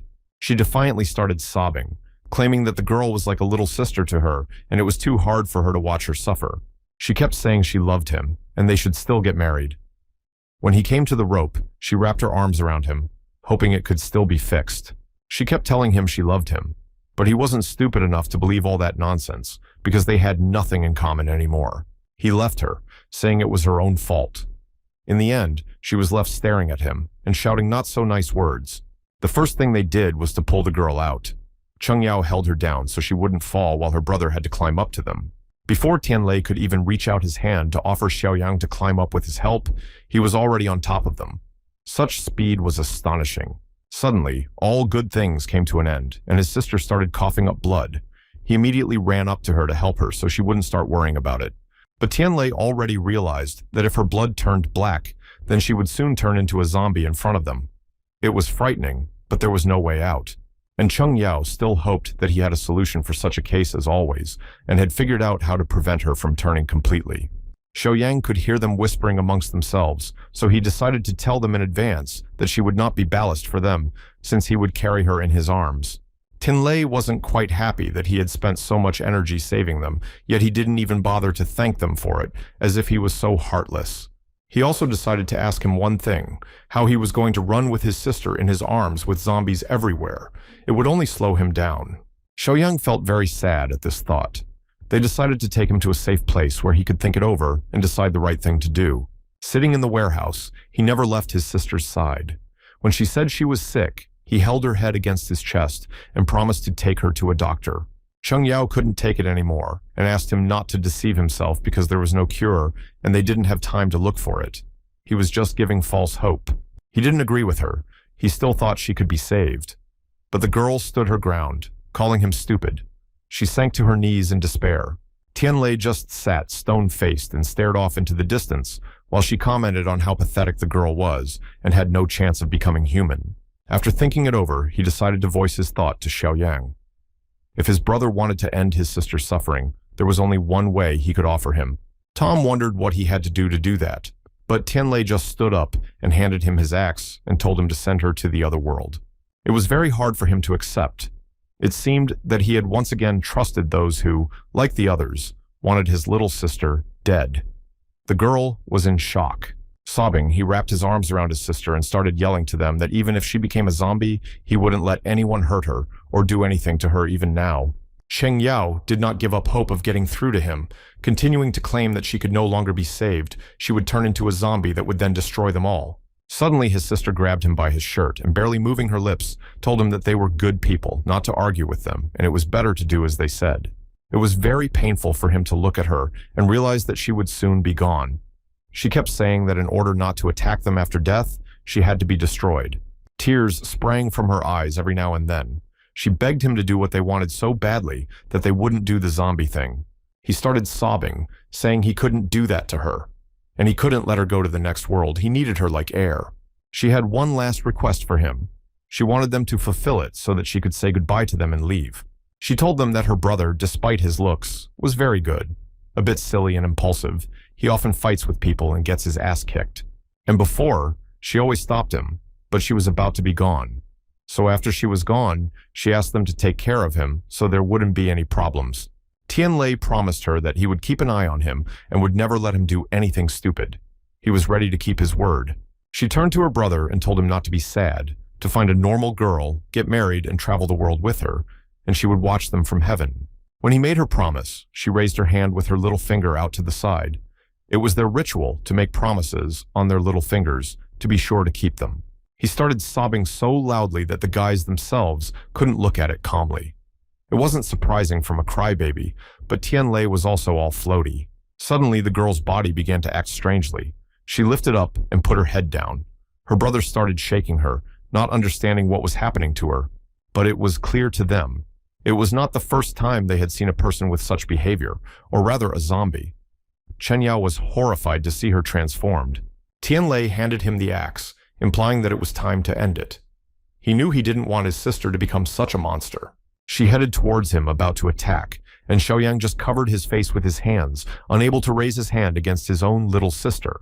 Then Tianlei swung around and hit her on the head with all his might.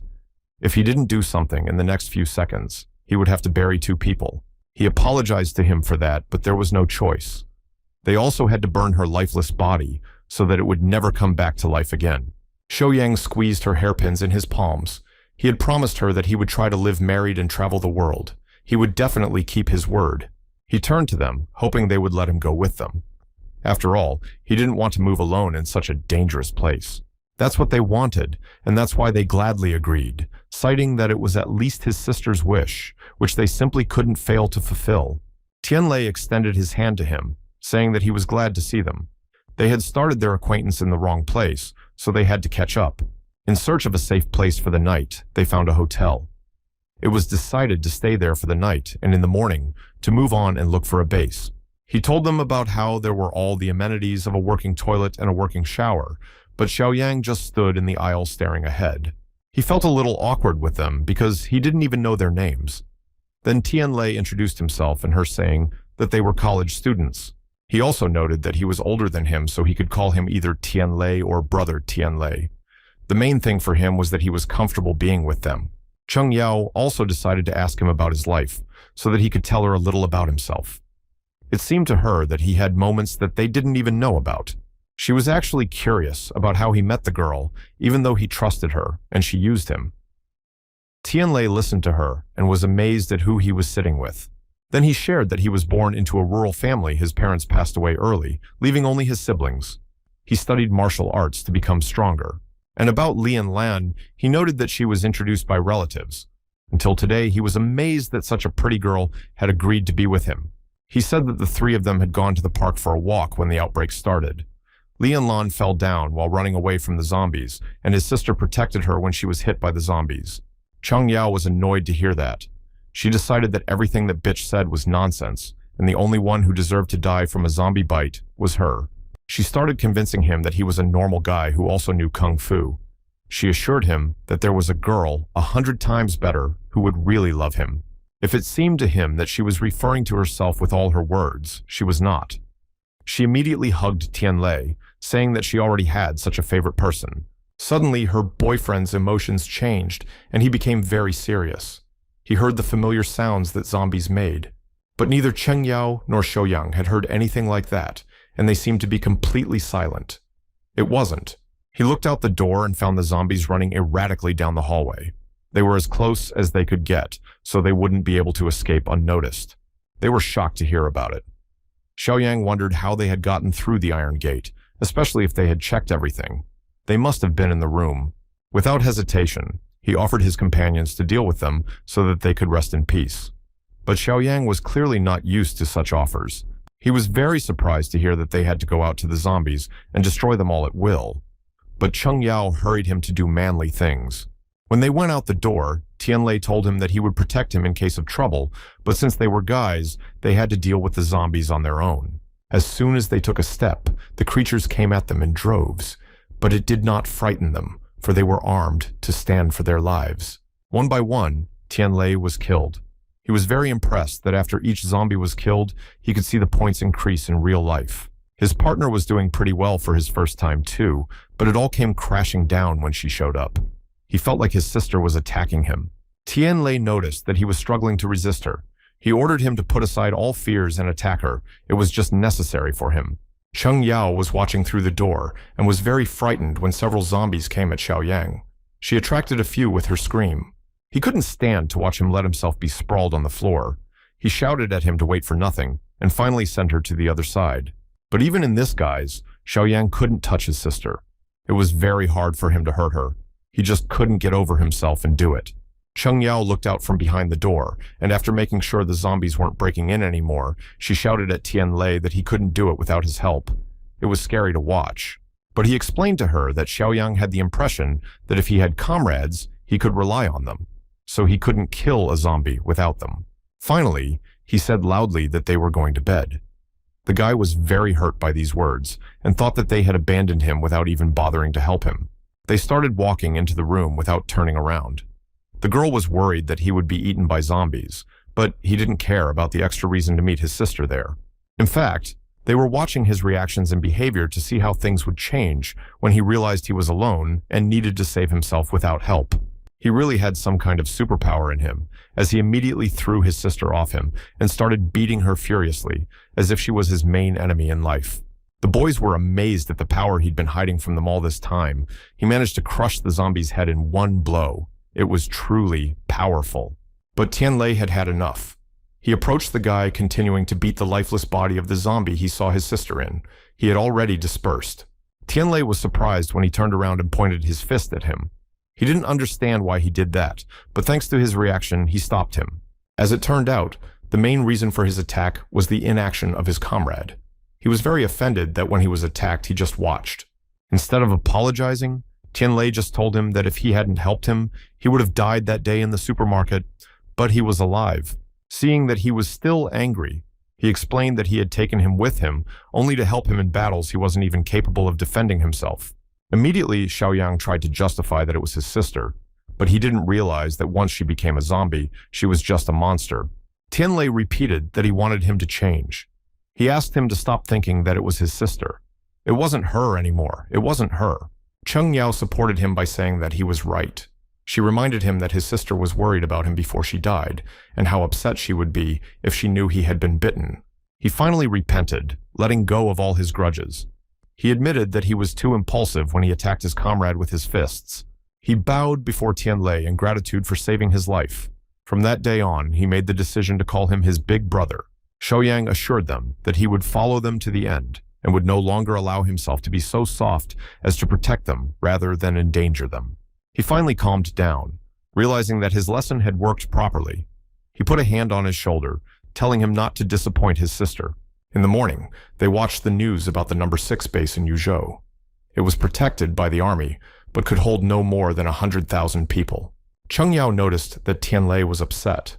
He used to think that this was a good thing and didn't think about the potential danger that awaited them. She didn't know what he was talking about because the base was the safest place on the planet, but there were more than 100,000 people in Yuzhou. He did the math. There were 100 million people in the city, and even if only a tenth of them survived, there wouldn't be enough space at the base. It seemed to him that these bases looked like a rescue platform for the survivors, but once the population exceeded the limit, there would be trouble. Those who got there first just won't let the others in. There will be chaos that even the government won't be able to handle. Food will be scarce. Xiao Yang remembered his grandfather's words.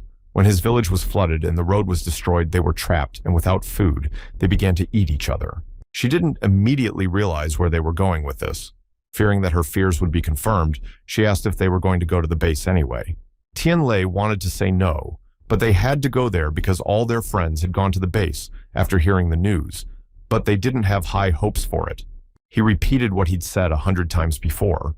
The time had come when you didn't have to believe everyone else. You had to rely on yourself, believing only in yourself. When Xiaoyang looked up, he found that a red beam was shining directly at him. He was very surprised, not understanding where it came from or who needed it. Without thinking long, they just decided to follow him and came to the conclusion that he had gotten to them from the building that was across the street from them. And they were quite right. A small company was watching them through binoculars. They were insanely happy to find living people in the neighboring building. They started waving their arms in the hope that they would notice them, because they were just looking out their window, having followed the laser.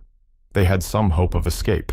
Tianlei tried to shout to them to find out what they had going on there, but their window was too far away for them to hear him. Then Xiaoyang volunteered to talk to them using gestures. He said he was pretty good at it. Of course, no one objected because there was no other way.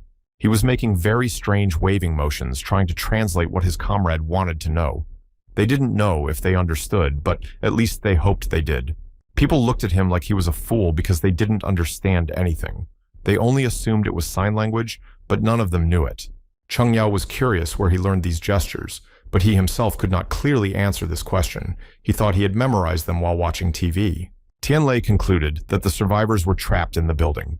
They had to go there immediately and investigate on their own. The people who were trying to communicate with the survivors across the street were approached by their company CEO. He didn't understand what they were doing there. They pointed him to a window across the street in the hotel and told him that they had found people there who they thought might be able to help them and get them out.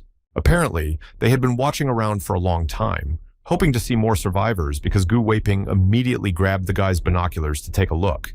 But unfortunately, he didn't see anyone there. People started to panic, saying that a few minutes ago, they had seen 3 20-year-old students from some school there.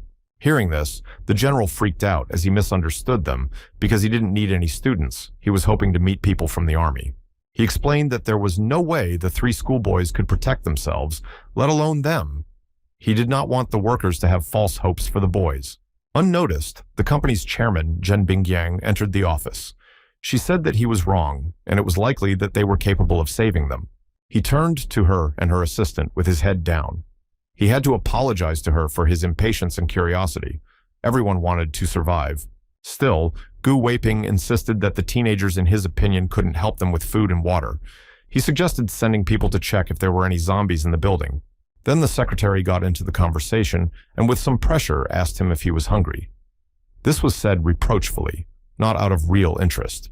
She made a point of saying that Zhen Bingyang had distributed the food evenly to everyone and encouraged her to save money, and that the fact that he ate it so quickly was his problem. He didn't like her tone at all, so he replied that being a secretary, she couldn't be so arrogant and interfere in their conversation anyway. But the chairman grounded him, saying she was right. As representatives of the company, they were responsible for the employees and could not risk them. He resented the decision. He said he thought it was wrong to just sit there and wait for a miracle, but he had to explore the area to get out. It seemed to her that if all was well, the state would act and send a rescue team to look for survivors. She waved her hands, urging everyone present to check for a network, and if anyone had one, they could contact the military instead of going out. Chen Bingyang was sure that they should have faith in the government and not give up hope. She assured them that they would be rescued soon. The CEO didn't like the speech, and even more disliked was the fact that the rest of the company's employees supported it.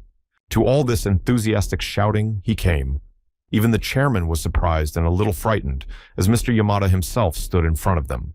He was the director of research and development for another company. He wanted to protest to her what she had just said. Yamada came to talk about cooperation, but there was an outburst. He demanded a solution to the problem to leave their country, or he would file a lawsuit against them. The girls immediately lowered their heads and started bowing. They dreamed of cooperating with him, and Zhen Bingyan apologized to him for the unexpected events. She looked up and said she couldn't take him to the plane because there were a lot of zombies outside, and it would be dangerous to leave the building. She didn't want to take any chances. She explained that they were already working on it and hoped he would calm down. She also promised to reimburse him for all his expenses when it was over. Looking up at her, he said that he hoped that they valued their reputation, so she would keep her promise that she had just made. Afterwards, she asked Gu Weiping to take Mr. Yamada back to the office so he could rest. He certainly went to see him off. The girls breathed a sigh of relief, though not for long. The secretary was curious if the chairwoman really believed that the military would send them help. She wasn't really sure about that. She had to say so as not to create unnecessary panic among the people they were responsible for. She reminded her that there was only 2 days' worth of food left, and if no one arrived by then, something terrible would happen. People could go crazy. When they started to leave, Tongshi said that then they would have no other choice. So they would have to follow the CEO's suggestion. As soon as Yamada entered the office, he immediately began to eat. He said that if he had known this would happen, he would never have come to them. Shoving another piece of meat into his mouth, he wondered why Gu Weiping hadn't come out yet. After all, he had nothing to say to him. It was just a thought out loud. As it turned out, the CEO had been waiting for the right moment. He shared that he hadn't eaten anything for 2 days and would like to take something from Yamada. But he didn't appreciate the insolence. He thought he was sick if he dared to ask such a question. He had brought this food for himself and would eat it until they were rescued. Then Gu Weiping reminded him that when they didn't bring him food, they shared it with him and his secretaries. And now he had a large supply. He was already scared to voice it all, and when the principal switched to a high-pitched tone to drive him away, drops of sweat ran down his face. He turned around, lowering his head to leave, while he sat on the couch, with the girls scrambling for food and giggling. It was such a pig. Suddenly, he called out to Gu Weiping as he was about to open the door. He who doesn't work doesn't eat. He had a favor to ask of him for which he could repay him with food. The general manager was very happy that he had a chance to fill his stomach. He was ready to fulfill his every request as long as he got food for it. Yamada admitted that he never had any desire to work with their company. He came here for one reason. He wanted their chairman. Gu Weiping's eyes widened when he heard that he thought Zhen was the most beautiful girl he had ever seen. With a chuckle, he said that if he managed to bring her to him, then all the food that was on the table would be his. It would just take a little effort and work it off. Gu Weiping was very scared because he realized that she was his boss and was afraid that if he did this, his career would be ruined. And with it, his whole life. Yamada only laughed at his words. He thought their country was already over, and it was foolish to worry about his reputation in it. He added that's why he's worried about Zhen, and he hit a nerve by saying that he's just the CEO, while even the secretary belittles him. He obviously didn't want the job, and Yamada promised him that if he honored his request, when they got out, he would make him a director of his company. And he also noticed that in their country, the girls were much more gentle, so he wouldn't lose anything by moving. On the contrary, he would gain. Even though Gu Weiping had no face on Gu Weiping after everything he had heard, he still accepted his offer. He really wanted to believe that he would fulfill his promise. Keeping a sly smile on his face, Yamada stated that he always kept his word and should never be doubted. He tossed him the bread as a deposit. Meanwhile, the guys had already entered their building. They were surprised that it was so quiet. Xiaoyang assumed that the zombies had left and the people were afraid to come out. But with his acute hearing, Tianlei knew very well that there were at least 20 zombies on their floor, and even more on the floor above. They were amazed at his incredible hearing. Since none of them had heard a sound, it seemed to them as ordinary people that the building was quiet and peaceful. Tianlei's gaze was caught by the mannequins holding real pirate sabers. The thought that they could take them immediately crossed his mind. He threw one of them to Li Xiaoyang. He clearly didn't expect to hold such a weapon at some point in his life, but he was very curious to try it out. He immediately saw his dumbfounded look and explained to him that fighting with bare hands and martial arts was not the same as fighting with weapons. And Xiaoyang was only happy about it. He always wanted to try something new, so he started swinging it from side to side. The sword was not bad at all. While they were looking at their weapons, they didn't notice that the zombies had already approached them. They were frightened when they heard the screams of Chen Yao, who was very afraid of them. Tianlei immediately indicated that he could deal with them on his own because the points were not unreasonable, while Xiaoyang was required to protect their friend. At the same time, Gu Weiping knocked on the chairman's office. The girls were very surprised to see him, thinking that something had happened since they had seen each other recently. Sweat was running down his back as he found it very hard to lie to them. He tried to hold back as much as possible and with a shaky voice asked to discuss something. Tongshai wasn't ready to let him get close to Jen, so she decided to clarify what he wanted to talk to her about. There was no need for idle talk. He tried to explain to them that they had so little food that they wouldn't be able to survive until the rescuers came to them. They had to make a decision. All this led to him and Yamada coming up with a plan to save themselves, and then he came to invite Jen into his office to discuss their idea. Tongshai was a little anxious and had a bad feeling. She told the chairman her concerns about the principal and didn't want to leave them alone. Gu Weiping, on the other hand, was displeased to hear her words. He thought about the fact that she had never accepted him, thinking his ideas were strange. He wanted to give her up too. Finally, Zhen Bingyang also started talking to him. After listening to their dialogue, she decided that he wanted to discuss with her the plan he had come up with Yamada. He confirmed that she got it right. They had doubts about what they'd come up with, so they needed her opinion. Her word is final. Gu also added that if her secretary was so worried about her life, then it wouldn't be a problem to go along with them. It would be safer and calmer for the girls. Meanwhile, Xiaoyang was revealing more and more. He also managed to defeat a few dozen zombies that the guys didn't even have to exert themselves. They immediately praised him, saying that he had adapted quickly, and compared to his behavior a day ago, he was a different person. But he didn't think so. He cited that his sword was just too handy, which made it easy for him to kill monsters. Then Cheng Yao noticed the elevator and called out to the guys, but Tian Lei reminded her that the electricity is unstable, and the elevator might not stop. It's too dangerous. But she was afraid that if they didn't take the elevator, they'd have to take the stairs, and on every floor, there was a huge number of zombies. As usual, Tian Lei paid attention to the place he could get through, the ventilation room. He was sure that the zombies couldn't meet them there. Meanwhile, Gu Weiping had already brought the beauties to Yamada. He was satisfied that he was able to complete the task he had been assigned. Food and position were almost in his pocket. They stared at the way he greeted them. He looked as if he hadn't been expecting it, sprawled out on the couch, moaning from the massages the girls were giving him. But they didn't dwell on it. Zhen decided to cut to the chase, asking about the rescue plan they had prepared for her to test. Since he had no idea what Gu had come up with to lure her here, he didn't immediately realize what plan she was talking about, but he figured it out in time. While he was talking about the magnificence of his plan, Tongxi noticed the food on his table. She was indignant because he said it was gone. Yamada tried to get out of it by saying that he'd thought so before until he found his supplies in his luggage. He wasn't the least bit ashamed of it. The secretary couldn't stand it and decided to say that he was selfish for not sharing his food with everyone else when they had been starving for a long time. But Jen stopped her flow of emotions, saying that it was not worth it to rake up what had already passed. It was just pointless to think about the future. Yamada stood up and, approaching her, offered them his food so they wouldn't eat more than a couple bites a day. And at that moment, he pulled her to him by her soft spot. Amid her secretary's screams, she looked him in the eye. Jen was scared out of her mind because she couldn't imagine that the principal could do that to her. But instead of an adequate attitude, he just made a face and said that he just decided to charge them for the food he would give them afterwards. He threw her on the couch and tried to climb on top of her while repeating that he had been thinking about her for a long time and wanted her to give him pleasure. Tongshai was furious. She rushed towards them to stop the principal from doing those things he saw in his filthy places. But she didn't have time to be blocked by Gu Weiping. With one strong punch, he knocked her to the floor. He didn't care about all of them or how they ended up. Tongshai was amazed at the disgusting act of hitting a woman. She didn't want to confront him, but she was disappointed, and he was just laughing. He thought they were to blame for this, because they had treated him like garbage all these years, and now the hour of reckoning had come. Yamada started undressing and listened to what the CEO was saying. He certainly liked the way he stood up for himself and spoke out at last. Zhen Bingyan sobbed, begging her to let go, screaming for help, while this vile man touched her body, trying to take advantage of her.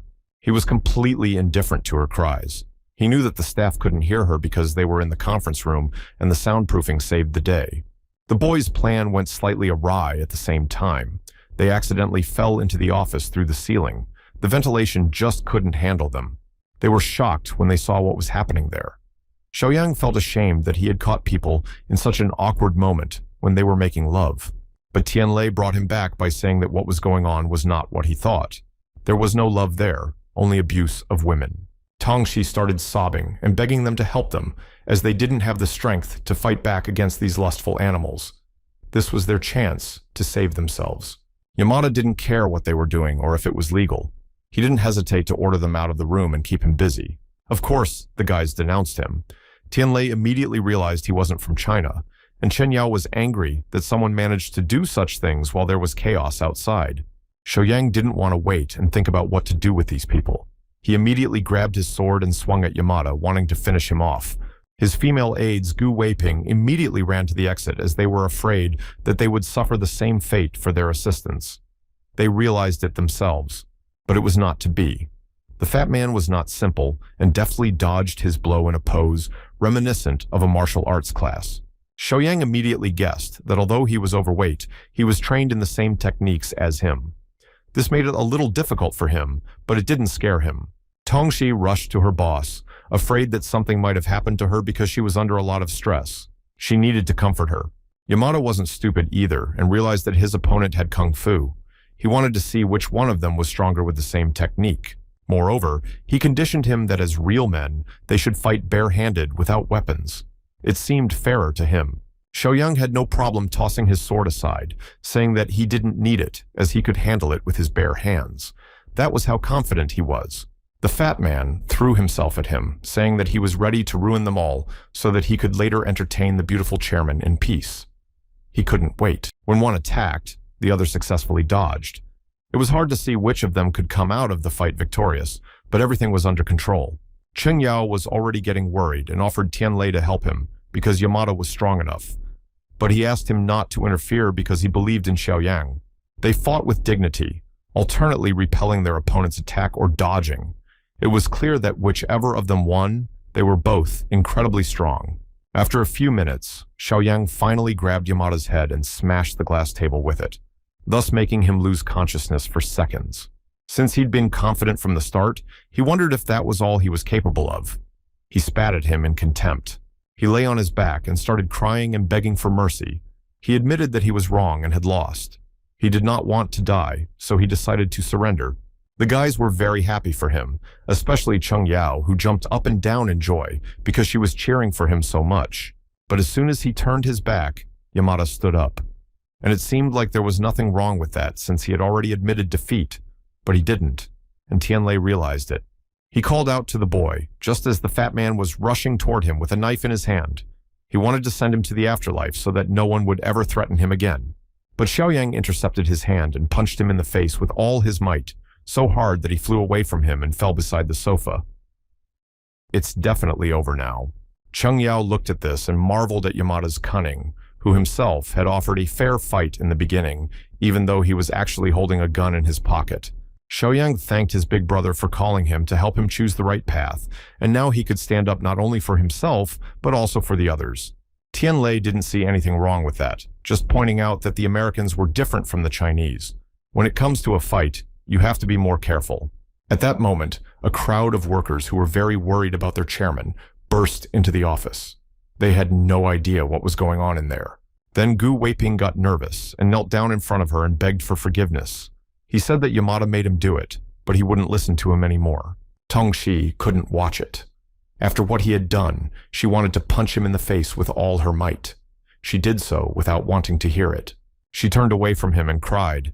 She was incredibly hurt that Zhen had always trusted him, but in a critical situation, he had sold her for food. Angry people rushed at him and grabbed him by the collar. They wanted to beat him up for betraying their chairman by deceiving her. They wanted revenge. While writing to Yamada, the secretary asked her boss what she planned to do with those who betrayed her. She wanted to kill them. But Zhen was more favorable because she simply ordered the two of them tied up and locked in a back room, and then hand them over to the rescue team. Gu Weiping begged her to give him another chance when he was captured, and Yamada did not repent, but only threatened them with his connections, saying he would sue them. Tianlei, on the other hand, came over to taunt him, telling him that after the outbreak, his nuclear weapons realm had turned into a zombie lair and there was nowhere to return to. The girls who were always around the principal rushed to Tianlei claiming that they were innocent and wanted him to help them. But that problem was handled by Cheng Yao, who immediately got into their hair, annoyed that they instantly switched to another guy. Zhen Bingyang ordered them to be tied up as well, but to lock them in the conference room instead of the back room. It seemed like the most appropriate solution to her. Tianlei didn't like her tone. Calling Zhen an older sister as he was used to doing, he asked her not to tell them what to do. After all, they were not her people. The secretary was just shocked at the way he addressed her, and the chairman started poking at him, angry because the stranger dared to call her that. After a while, everyone calmed down and gathered around the table. Tongxi tried to ease the tense situation by offering them a drink of water. The colleagues there were whispering amongst themselves, discussing that they had never seen Zhen Bingyang so angry. At 24, she hated those who called her senior. Blushing either from shame or pain, Tianlei commented that instead of thanking her for saving them from the Americans' violence, she started beating them. She decided that they were not in their right mind, because it was clear that he was doing everything against her will. If Tongxi had called for help, they wouldn't have been needed. The conflict was escalating. Tianlei was angered that they were being made to blame for the situation, and he was already regretting helping. Zhen was getting angrier. Tongxi decided to take matters into her own hands and asked everyone to calm down. She apologized for the chairman's behavior and thanked them on her behalf. She decided to change the subject by inviting them to introduce themselves. She first introduced Zhen Bingyang, who was drinking coffee, and herself as her assistant. Cheng Yao looked at her and couldn't believe that Zhen Bingyang, a graduate of the Chinese Business Academy, was sitting in front of her. Her excitement was unparalleled. She knew about her from the bibliography. She shared that she had read about how she started her own company and gave internships to others. Without hiding her shyness, she confessed that she had always considered Zhen her idol. Moreover, she treated her as if she were a goddess. But Tianlei wasn't so happy. He said he wasn't surprised that her company was acting so bossy, because it was all up to the chairman to behave like this. He said that he had come to them for an internship last summer, but his application was rejected because he was wearing an old shirt. Even the interviewer himself laughed at him, saying he was poor, and without asking anything, even though he met their requirements, he was sent home. He added that maybe that person was bad, but the image of the employee is the face of the company. She disagreed, saying that you should dress decently. He also noticed that other students who excelled in their studies did not pass in addition to him. Only the rich ones were taken instead. This was clearly not a coincidence. Then she turned to Tongxi to ask if it was true. She admitted that Gu Weiping was responsible for it and that he really only took the rich. He advised her that since their internship was only for the affluent class, there was no need to give hope to the common people. Then she had to go on record about the negligence of their leadership and apologize to him and his classmates for treating non-rich individuals in such a manner. The company employees were shocked, judging Tianlei. They asked him to forget about the past and not to remember these trivial things at a time like this. After all, the most important thing was to survive. One man wondered if there was no communication inside the building, what was going on outside. They wanted to know when the military would come to their rescue. Tianlei looked at his friends and replied that zombies were all over the world. If they wanted to wait for the military to help them, he advised them not to do so. To their surprised looks, he explained that although the government had promised, they had never once encountered a rescue team when they left the school. Those words caused panic among the people who would die here. The man decided to find out if there was any other way to survive. They didn't want to live in the building. But he said the vent was so narrow that the three of them could barely get through and the others couldn't. And even if they get to the first one, there's danger outside. Then came the obvious question from the chairman as to whether there was any other option. And when they heard that there was, they all started shouting with happiness. With great importance, he leaned back in his chair and said that they had been through a lot they would like to eat and rest, because when the stomach is full, the brain works better. Tianlei gave them a hint, saying that the office looked pretty good. He turned to Zhen again, calling her big sister and asking her to show some sincerity.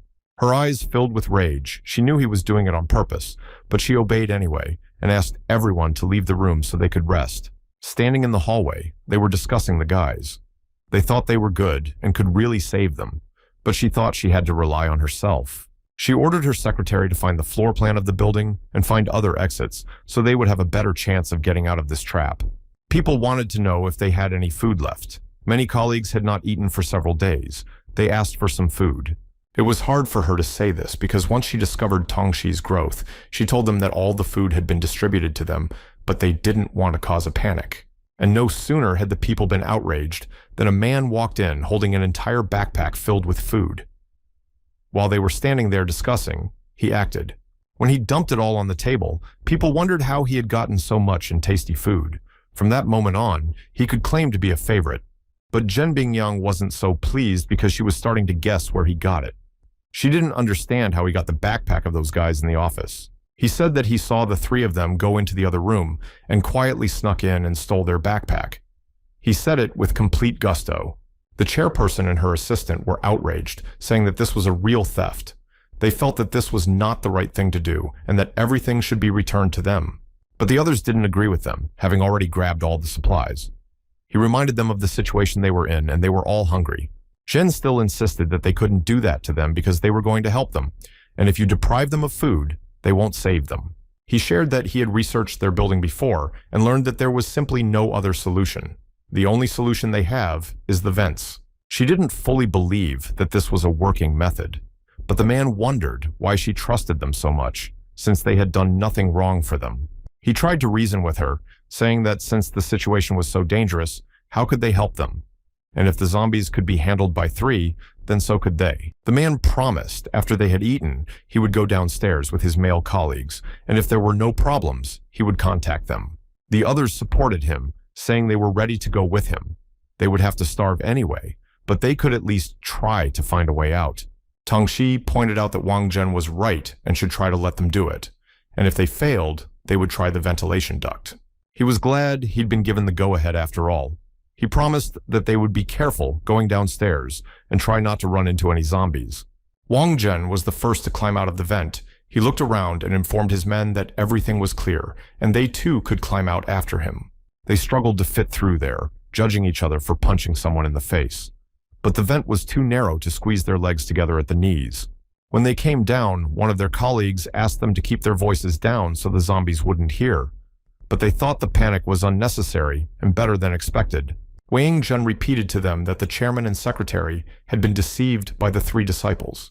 After all, they hadn't observed the zombies they were talking about so much. They agreed with him, saying that the chairman had indeed been cheated, but one of them didn't realize how much longer they had to stay in the building. Suddenly one stepped on a black liquid spilled on the floor. His shoes seemed to stick for a second. The others didn't notice, but he turned around, and he saw behind the statue the lifeless body of a zombie. It was like it was staring at them with its empty eyes. It was very creepy, but luckily, he was no longer alive. The colleagues immediately started to panic and screamed when they saw this monster in front of them. But Wang Zhen was undeterred, believing that he could no longer harm them. He leaned towards the zombie and saw a crack on its forehead. He decided that it had been sent to the grave by Zhao Tianlei's axe. After all, he had had this weapon for a long time. Others were surprised, but knew from the movies that a blow to a zombie's head could kill it. This fact was necessary for them to survive in the future. And now he's found something valuable. In the clothes of the zombies were the keys to the building, which could not but please them because they wanted to get out of there so much. But no sooner had he admired them than a blue hand grabbed his hand. In fact, the zombie was alive and just pretending or unconscious. They were about to flee, but Wang Zhen stopped them, saying that if Tianlei's disciple could handle them, then they should not be afraid. He tossed the keys to one of his co-workers and grabbed the statue next to them. He swung it at the zombie running at them. There was only one chance of escape, and he took advantage of it by hitting him on the head. When the zombie fell to the floor, he began to beat him mercilessly to send him to the grave. They started praising him when they realized that that was it. They thought he was the best, just God, and didn't even realize they had such a strong man with them. He added that these zombies were not scary and could be easily killed. He thought that as long as they were together, surviving the outbreak wouldn't be a problem for them.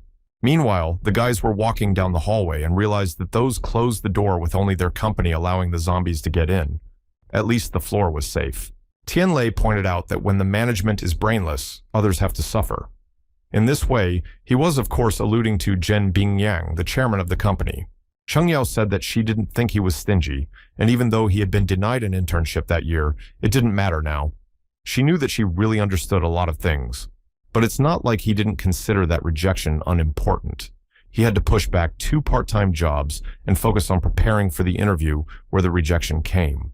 His poor friend had to work at a construction site because he was suspended from school due to debts. Eventually, one rainy day, he fell from the top floor. So he's a cripple, and no one will compensate him for his health. Nobody's going to take care of him, and it's all because of a fucking waiver. Nobody cares. The higher the position, the more responsibility. Every word of that big shot affects the other, and if they can't take responsibility for their words, it's better not to take it. Cheng Yao was delighted by his speech. She thought that a hero and a leader are different. A hero fights, unites people, and wishes loyalty to the leader.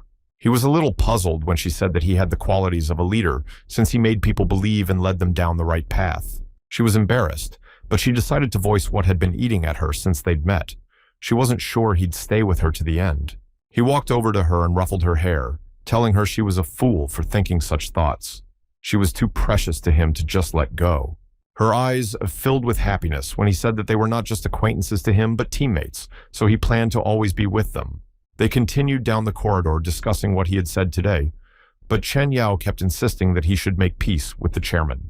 In the end, when they entered the office, they found that their backpack had disappeared. They realized that someone had taken it, and it wasn't hard to guess. Sitting in the office, Jen was worried about how the men were doing because there was no way out, but Tongxi had faith in them because they were smart and wouldn't risk it. Suddenly, the guys burst in with indignation. Without prelude, Tianlei immediately asked about where they had shared his backpack of food, and Cheng Yao saw their table. A table with wrappers on it. They began to resent the fact that they had stolen and eaten their food. They were offended that they had not told about their need for food. Tianlei rolled his eyes and asked Jen why she had done that. This time, he wanted to hear her explanation, not her secretary's. They saved them, and in return, they decided to thank them by stealing their food. He admitted that if he had known they were so mean, he would never have helped them. Tongxi admitted in a shaky voice that they had done wrong, but it was only a few packets of food. She said that they would give them back what they had taken later. Then Xiaoyang also spoke, saying that although he was not an excellent student, he understood perfectly well that taking things without asking was not borrowing, but stealing. Finally, she spoke. She said that they were wrong to take their food without asking, but that their people were already looking for a way out. Then they would give them twice as much. But Tianlei only rolled his eyes when asked if they really believed that their people could return. Under the current circumstances, it seemed naive. He explained that they had been on the first floor for less than half an hour, and on the floor above, it had taken an hour. He wondered how long their men had been gone. The girls looked at each other. Tongxi had said that they had gone to look for a way out 2 hours ago. They had already begun to suspect something wrong. Meanwhile, the men were sitting on the floor eating noodles. They hadn't had a chance to eat such a delicious meal in days, all thanks to Wang Zhen. One of them was surprised at the ingenuity of his colleague. He was curious how he knew there was so much food in this place. He shared that he knew there was a modeling agency on the second floor. They weren't allowed to eat much, but one model hid a stove and food there. He had been lucky enough to see that picture earlier and find out what she was hiding there. And when he saw those keys, he remembered that one of the rooms was well stocked. The other said that after they finished eating, they should return to their own, so they wouldn't worry about them, and not to suspect anything. But his colleague disagreed with him and thought the plan sucked. He didn't want to go back to the place where the chairwoman was too stupid and gullible. They believed that she was incapable of thinking rationally, even in such troubled times didn't come up with a rescue plan, and allowed herself to be molested by Yamada. All this man was saying was that it was better to follow Brother Zhen and eat meat instead of sitting around and hoping for someone. They still had a long way to go. Eventually, the guy gave in and accepted their position, saying he was willing to follow him and would do whatever he told them to do, just to find the right path. Their new leader noted that they have always been good colleagues and will always be his friends, and as long as they trust him, he will consider them his brothers. He reminded them of the saying that a crisis is also a turning point. They were once someone's employees, but times have changed and they can create their own business. Their conversation was interrupted when they heard a strange zombie-like sound. Someone was standing outside their door trying to get in. Wang Zhen asked them not to panic and was ready to deal with the zombies. He explained that they only looked dangerous, but they were actually stupid and easy to kill. He decided to go to the door to look through the keyhole. He ordered them to draw their weapons and be ready to hit the zombies at their weakest point, which was their heads. Eventually, as the sound grew closer, he moved away to a safer distance, and they all stood together, waiting for that particular guest to burst in. And here he was. This zombie's appearance was drastically different from the others. It looked much more dangerous, and its claws were much longer and its teeth sharper.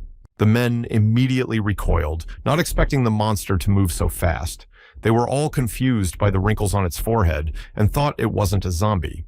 After a while, Tongxi informed Zhen that their staff still hadn't returned. She assumed that they had managed to find a way out after all. But the chairman did not believe that they could have such traitors working in their company, so she justified them by saying that it was a difficult path and they had not stayed long. Tianlei mocked her, saying that she believed such nonsense because the ventilation ducts were narrow and it was impossible to stay there. They were already with the zombies. Then Tongxi shouted to him that he had to save the people if he thought they could not get out of the clutches of the multitudes on their own. The hope was in them. Xiaoyang was angry at their insolence. Not only did they steal their food, but they were not ashamed to ask for their help again. This was already the height of selfishness. She didn't understand how he could say that, because people's lives had always been more precious than food. But he stood his ground, saying that it didn't matter who he was, they had stolen from them. And unexpectedly for him, Tianlei supported her, saying that it wouldn't be difficult for them to save more people. It wasn't impossible for them, actually. Zhen's eyes showed the belief that they were really willing to help. Despite their enmity and conflicts, she believed in their kindness of heart, but it wasn't that simple. Tianlei crossed his arms and told her to beg him to go to their people and see if they were safe and needed help. The girls were furious. Tongxi said that the chairman would not stoop to begging anyone for anything. It was not in her purview at all. He threw up his hands and said that she, being a businesswoman, should realize that any service must be paid for, and if her people were important to her, she would sacrifice her dignity. Zhen took a deep breath and lowered her head down and clarified that if she were to beg him, would he definitely save her employees. She was willing to do anything for them. With a smirk on his face, he snapped at her, saying that when she complied with his request, he wouldn't go anywhere to save anyone's life. She got really pissed off. He stated that humans were not anti-zombie, but they were offering to go and fight them, saying they believed in them. He didn't think he was a pawn to listen to her. She was outraged that he was trying to trick her. She was about to start begging him, but as it turned out, that would have been done for nothing. But Tianlei taught her to be human. After all, she was always on top, thinking she was better than everyone else. And for ordinary people, her decisions could turn their entire lives upside down. He turned away from her and told her that the world had changed, and her pride was no longer important. She shouted a few unpleasant words at him. As they walked out the door, Cheng Yao suggested that he help them after all. She knew that if there was a chance that they encountered zombies, he would not leave them. He reasoned that he couldn't look at Zhen, who was asking for help, without sincerity. He needed to teach her a lesson. However, the girls still thought that they would have no trouble getting the three people out. After all, they were handling a lot of zombies. Then she kissed him on the cheek as a sign that she believed in him and his good heart. She wished he was her hero to go and save whoever needed to be saved. He didn't really appreciate her gesture. He was embarrassed in front of Xiaoyang, and it was not the right time for such affection. She just looked away and said with a proud head that she had decided to thank him in advance and to express her love once again. Tianlei was startled and embarrassed by her words. He wasn't ready for such a serious thing. It was difficult for him to confess his love to someone, besides he had Xinyu. Cheng Yao smiled as she shared her joy. For her, this was the first time Tianlei accepted her decision without question or argument. He simply agreed to it. Xiaoyang was sure they would go together to rescue them, but he said he wanted to go alone and advised him to protect the girls who were in the building. As he was about to separate from them, Tianlei reminded them that if the zombies got to this place, they would have to hide in some room and wait for him. Xiaoyang, like a real man, said that everything would be fine and it was not them to worry about. And Cheng Yao, like a real woman, stayed behind to wait for him. Eventually, he reached a place where there were grates covering the vents. So he understood where people were coming from, but he couldn't figure out where they had gone. Suddenly, he smelled the pungent odor of blood. Thanks to his keen sense of smell, he realized where it was coming from. So he came to the back room where they were eating. As he looked around the room, he began to take apart the boxes that were stacked one on top of the other. When he finally reached the floor, he saw them on it. Male colleagues from the company were lying on top of each other. It was obvious that they could not be saved. He watched their already lifeless bodies. But there was still one problem. He immediately armed himself with his axe, realizing that he was not alone in the back room. Those who had done it were close by, for their sounds could be heard quite clearly. When he turned around, he saw him. An incredibly fast zombie. Previously, he had only encountered stupid and slow ones, but this one had evolved. He also noticed their red eyes. They had mutated, and their bodies had become more sensitive, and they were faster and stronger. But that wasn't the most important thing. They were far more dangerous than regular zombies, and as such, they were the biggest threat to mankind. It was a good chance to study them for the future. With a disgruntled face, Tianlei began to provoke the zombie to show him what he was capable of. He needed to evaluate its strength. In a second, the zombie was already at his side. Its claws were a millimeter away from his chest, but since he wasn't so simple, he managed to dodge every attack. He realized that this mutant was indeed a powerful opponent. His attacks were difficult to parry, but he managed to avoid his attempts to bite Tianlei. He did a nifty somersault and tried to trick the zombie into running under him, hitting him over the head with his axe. But the zombie was not so stupid and could avoid his blows. Then once again, when the zombie ran at him, Tianlei flung him further away, making it seem as if he had managed to run out of the room by closing the door. The zombie really believed it and started thrashing around, while Tianlei sat on the shelf above and waited for the right moment to attack. And he succeeded. He hit the monster in the head with his axe, jumping on top of it. He wondered why he needed such speed if he was so inattentive. Suddenly, where the axe had been stuck, he found an object he didn't understand. Some kind of white stone, but he had no idea what he was doing there or why. The virtual god congratulated Master O for finding his first core. Tianlei couldn't understand why it only appeared at times like this, scaring him. The nucleus was a crystal formed in the brain of a mutated zombie. It wasn't in the normal ones, so he hadn't seen it before. The cores ranged from low to high levels, namely white to black, for a total of 8. They were used to increase experience and store skills. The white core in this zombie meant a normal mutation. He could trade it for a characteristic point or 10 experience points, and then he could get more of them. Then he realized that the virtual god hadn't bothered to tell him that before. Even a normal mutation was very strong if everyone was like this. There was no chance. But he reassured him by saying that it takes a lot of time and effort to mutate them. Few people make it to the end in the whole world. There will be no more than 10 of them. He still lashed out at the virtual god for not sharing such important information, but he was more concerned with how he was using the crystal. Tianlei thought about the fact that after the encounter with the mutant, he didn't need the characterization points yet. The experience points for killing zombies could be accumulated by themselves. Then he came to the conclusion that the more sensible solution would be to exchange it for some item in the store. I wanted to see the selection. The store system was activated and an image appeared in front of him that he could flip through and make a choice on his favorite item. The selection was so vast that his eyes were dizzy with weapons and food and other things that were useful to them. But he could only exchange the crystal for food. He was angry when he found out that this crystal was only used to improve or pay extra for products with points. For the rest, you needed a higher class. The virtual god clarified that he had already mentioned earlier that the store would involve an exchange. It was not enough to eat only one white crystal, but his points were also needed. Tianlei was not satisfied when the ring went back to sleep without fully explaining everything to him. He was sick of not telling him the important things. Then his gaze fell on the boxes of noodles. He smiled, realizing how naive Zhen was for not realizing that her staff had fooled her. He didn't hesitate because he knew that these foods were valuable. He had to pack them in his luggage and take them to Chengyao so that they could have a nice dinner together in the evening. Tianlei entered the room they were temporarily staying in and bowed in spite of himself, bragging that he had brought them a treat. But there was no reaction. When he looked up, he found that he was alone in the room. He wondered where his companions had gone, for everything seemed to be in order. Just then, he heard screams coming from the other room. Tianlei immediately rushed to follow their source. After all, his friends were not there, so they were in danger. As he ran, he thought there were zombies, but there weren't. It was worse when he ran into the room. In Xiaoyang's arms was Chen Yao covered in blood. Tongxi demanded that Yamada and Gu Weiping let the chairman go, saying that if they don't, they will definitely regret it later. Xiaoyang was already having a hard time. With tears in his eyes, he started shouting at them that if they continued to use her as a shield, he would send them both to the other world. Gu Weiping stood in front of the horrible picture of Yamada holding a knife to Zhen's throat. They threatened that if they made a move, she was finished. But Tianlei's first concern was not her at all, but Chen Yao.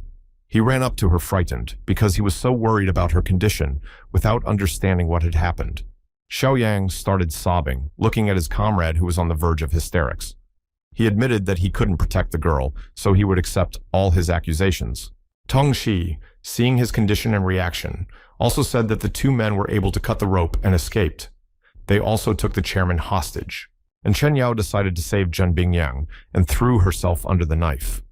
Unfortunately, the wounds she received were incompatible with life, but even in that state, the girl apologized to him for promising to wait obediently until he returned. But she couldn't keep her word. It was very hard for him to look at his loved one for the last time. He wanted to reassure her by saying that he was back after all and that she had managed to wait for him. Zhen Bingyang also began to cry as she realized that she was to blame for her death. She was very sorry that the girl had lost her life because of her. But Tianlei didn't want to hear a word from her. He started screaming hysterically, shutting her up. He asked why she didn't send her men instead of him. And he had to distract Chen Yao, who could still talk.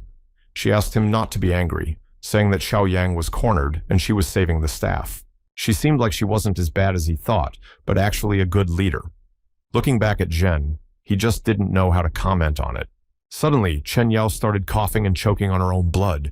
He asked her not to talk about anything else so he could stop the bleeding. Though it might not have been the right moment, she decided to remind him of an incident and tell him the truth. It was her last chance to speak up and walk away. She mentioned the very day she said she wanted to be his girlfriend, but it wasn't true, and she didn't love him at that moment. Hiding in the library, she was too scared to look for someone to protect her, but later she realized he was good and felt safe with him. Chen Yao admitted that she already knew she wasn't his favorite girl, but in order to always be by his side, she decided to become his teammate. But she couldn't be around anymore. She was sure that after her death, he would find a nice girl to do his laundry and cook noodles for him. And the only thing she wanted before she died was for him to promise never to forget her. She didn't need all the space in his heart, just a little piece of it. After those words, he began to scream with heartache. He promised her that he would always remember her. It was very hard for him to say goodbye to her. He didn't want to let her go. Holding his hand, she talked about how she had been through a lot in her life, but the best thing that had happened to her was meeting him. She was glad she did. He started to shake her, hoping she would just shut up, but no. They realized it was the last minute of Chen Yao's life. He wanted to throw up and throw down. Tears came to the chairman's eyes. She was terribly sorry for what had happened, but there was nothing she could do about it, standing with the knife at her throat. Yamada turned to Tianlei with a sneer, asking why he looked so sad. He pointed out that the girl was not bad, but she was no match for Zhen. Then he offered him a deal, namely, that he would let them leave in peace, and he could use the chair in peace. They'd leave it to him. Tianlei stood with his fists clenched. He lowered his head while gathering his thoughts. After the death of a dear person, he wasn't ready to let things go. He was already right in front of them at an unreal speed. They were so frightened by his suddenness that they began to worry about what he wanted to do. Yamada felt threatened by him and said that if he made one more move, he would end Zhen Bingyang's life. He didn't want to wait to see what he would do. But surprisingly, Tianlei didn't care. He was willing to let her be sent to the other world. Because of her, Chen Yao died. She should pay with her life. When Yamada heard that, he thought he was joking, but he didn't really want to do that. He hoped he'd let him go. But Tianlei still continued to insist that he do it and stop blackmailing the others. There was a look of consternation on the principal's face. He stood there for a couple of minutes and watched the fat man convulsively hold the girl and said that if he couldn't do it, he would do it himself. And he lunged at them. He grabbed Yamada by the hand he was holding the knife with, and it happened to be twisted in his direction, so he was risking his life at that moment. A small fight started between them, and Zhen Bingyang managed to free herself from his greasy hands. She immediately ran to Tongxi, who calmed her down. Behind Tianlei was Gu Weiping, who grabbed the statue standing next to him. He had already swung to hit it on the head, wishing it to go to hell. But not before Tianlei, with his incredible reaction, kicked him in the face. The statue flew out of his hands and landed on his head. He decided to deal with the fat man differently. He did not immediately send him to the next world by grabbing him by the scruff of the neck and breaking his hands. There was an important conversation to be had. He first needed to know which of the two of them dared to inflict a mortal wound on Chen Yao before deciding what to do with them. In a second, he was beside Gu Weiping, repeating his question. He snapped his fingers, but he couldn't stand it and admitted that Yamada had done it with the knife. Then Tianlei instantly returned to the principal and stuck that knife into his shoulder, asking him if it hurt. And Yamada was angered by Gu Weiping's representation. He yelled to him that he should have grabbed Zhen Bingyan when she ran away from him. He should have taken his knife and grabbed her. Then things would have been different. But the chairman intervened and shared what she had seen firsthand.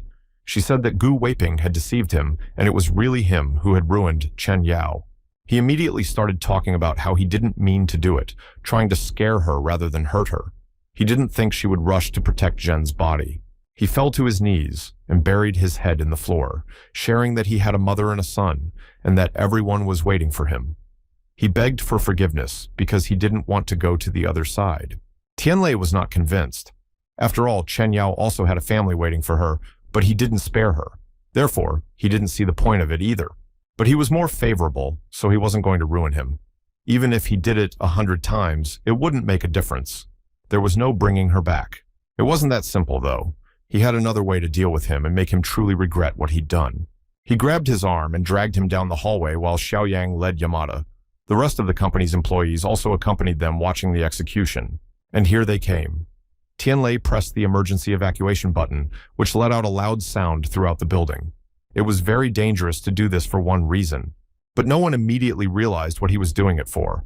Everyone just plugged their ears to keep from hearing that disgusting ringing. He knew where it was going. There were a lot of zombies outside the building, and they all ran to that door on the siren. All that was left was to do what Chen Yao's killer deserved. Everyone was very scared.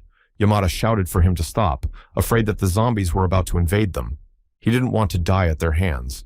The girls were very surprised to see the faces of Wang Zhen and Zhao and the two zombies that were walking ahead. It was obvious that the bites had not escaped them. Then Tianlei opened the door and grabbed the frightened Gu Weiping. He didn't feel sorry for him in any way because he wanted to truly avenge her. Throwing him out, he immediately closed the door. That one began to pound on it and begged to let him back in. But Chen Yao was also suffering before her death. But more painful than that was the fear of waiting for it. Some did not immediately become zombies after the bite, but remained human for some time. And before Gu turns into a zombie, he'll be in creation and suffering. It's much worse than dying instantly because he'll feel everything. Tianlei enjoyed watching him being devoured from all sides. He wished he could enjoy the feeling of being torn to pieces. The others could not hold back their gag reflexes. They were so disgusted to see the zombies mercilessly eating their colleague. When Yamada started shouting mean things at him, calling him a devil, but Xiaoyang stood up for him. He reminded him of how hard he'd been through Chen Yao's death. Then the principal started begging them to die at the hands of the men. He didn't want the same fate as Gu Weiping, who would soon turn into a monster. But Tianlei hurriedly cut him off, saying that there would be a different punishment for him.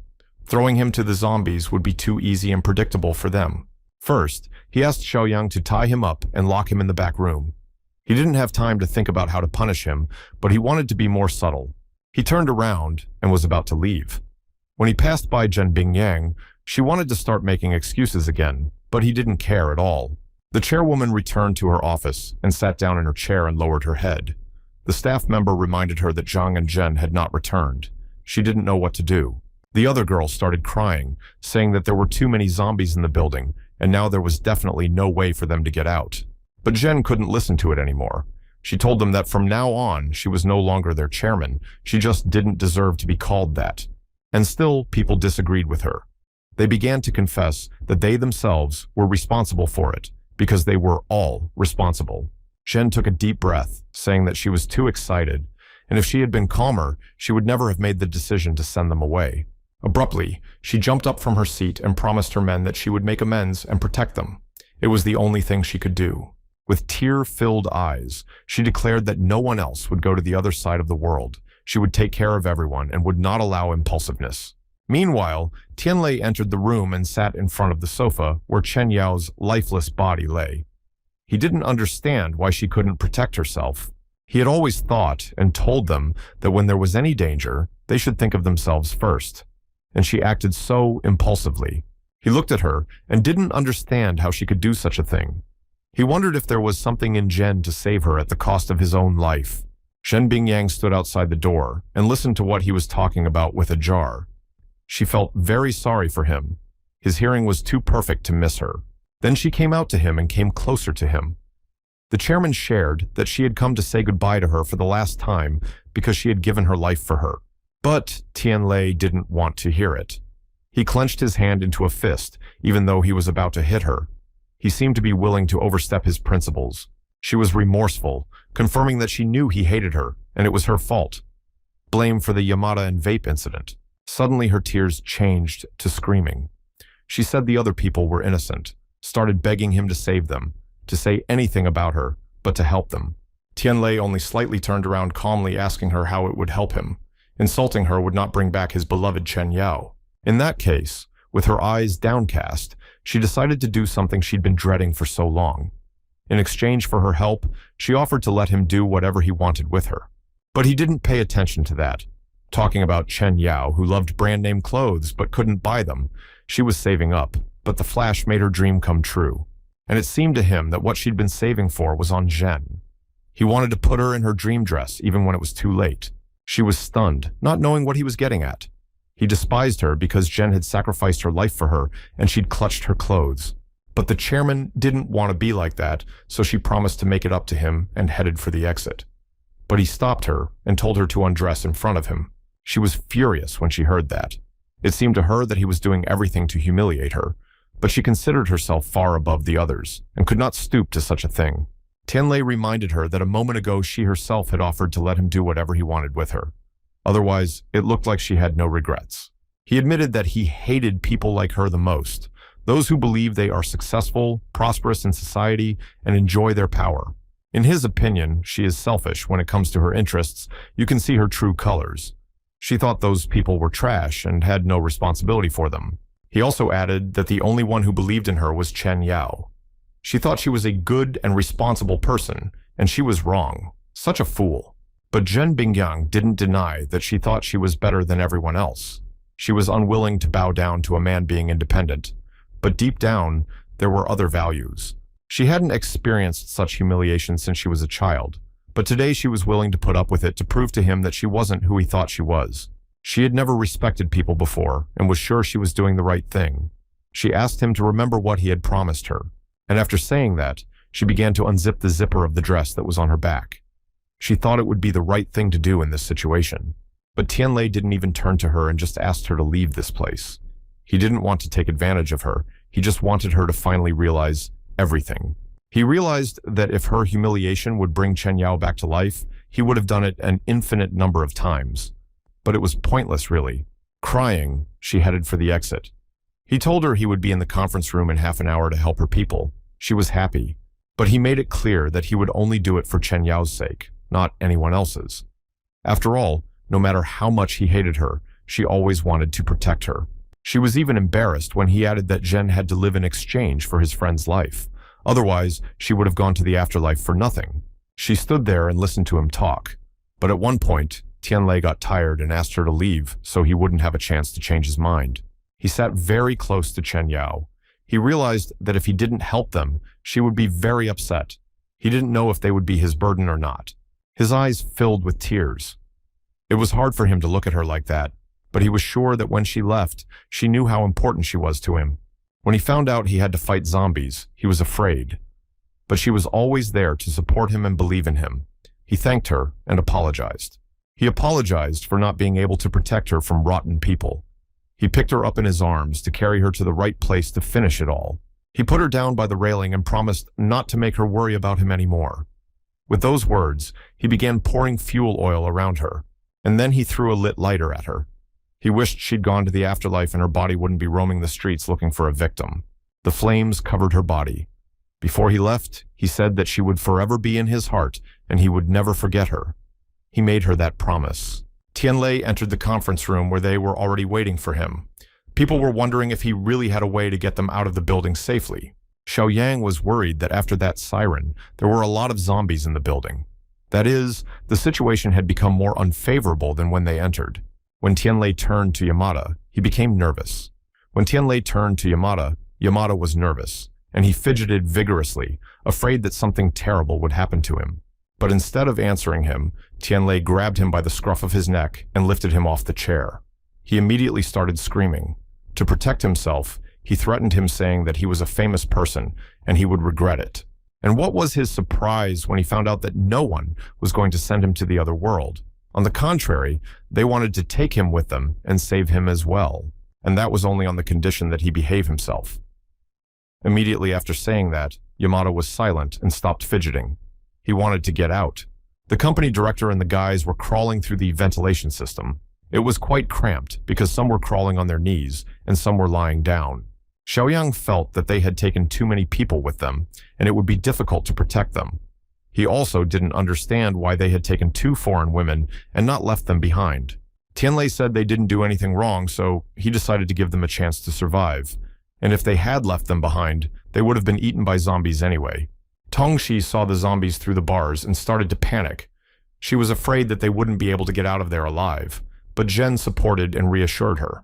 The hour of reckoning had arrived. Tianlei wished Yamada good luck, implying that they were about to say goodbye to him. Their paths should be parted anyway. Suspecting why he was saying that, he immediately started screaming. He didn't understand what was wanted from him, but he felt something wrong. He begged me to let him go and not to kill him. But that was his fate. Even though he was tied up, he was thrown to the zombies as bait to taunt and distract them. They weren't sorry to risk his life. Yamada shouted for help, calling the zombies to him. Tianlei told the others to hurry while the monsters were distracted.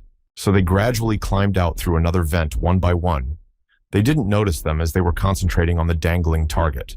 The girls immediately rushed to the exit, but they were disappointed when they realized it didn't open, so they couldn't get through the main exit. Tianlei clearly didn't expect such a turn. In his mind, he had a completely different plan in which the doors were not locked. In the end, he had to come up with a plan B on the fly. Thankfully, Zhen Bingyang also joined in and took the lead, telling them that she knew where else there was a way out. They just needed to follow her. Yamada, meanwhile, continued to hang there asking for help.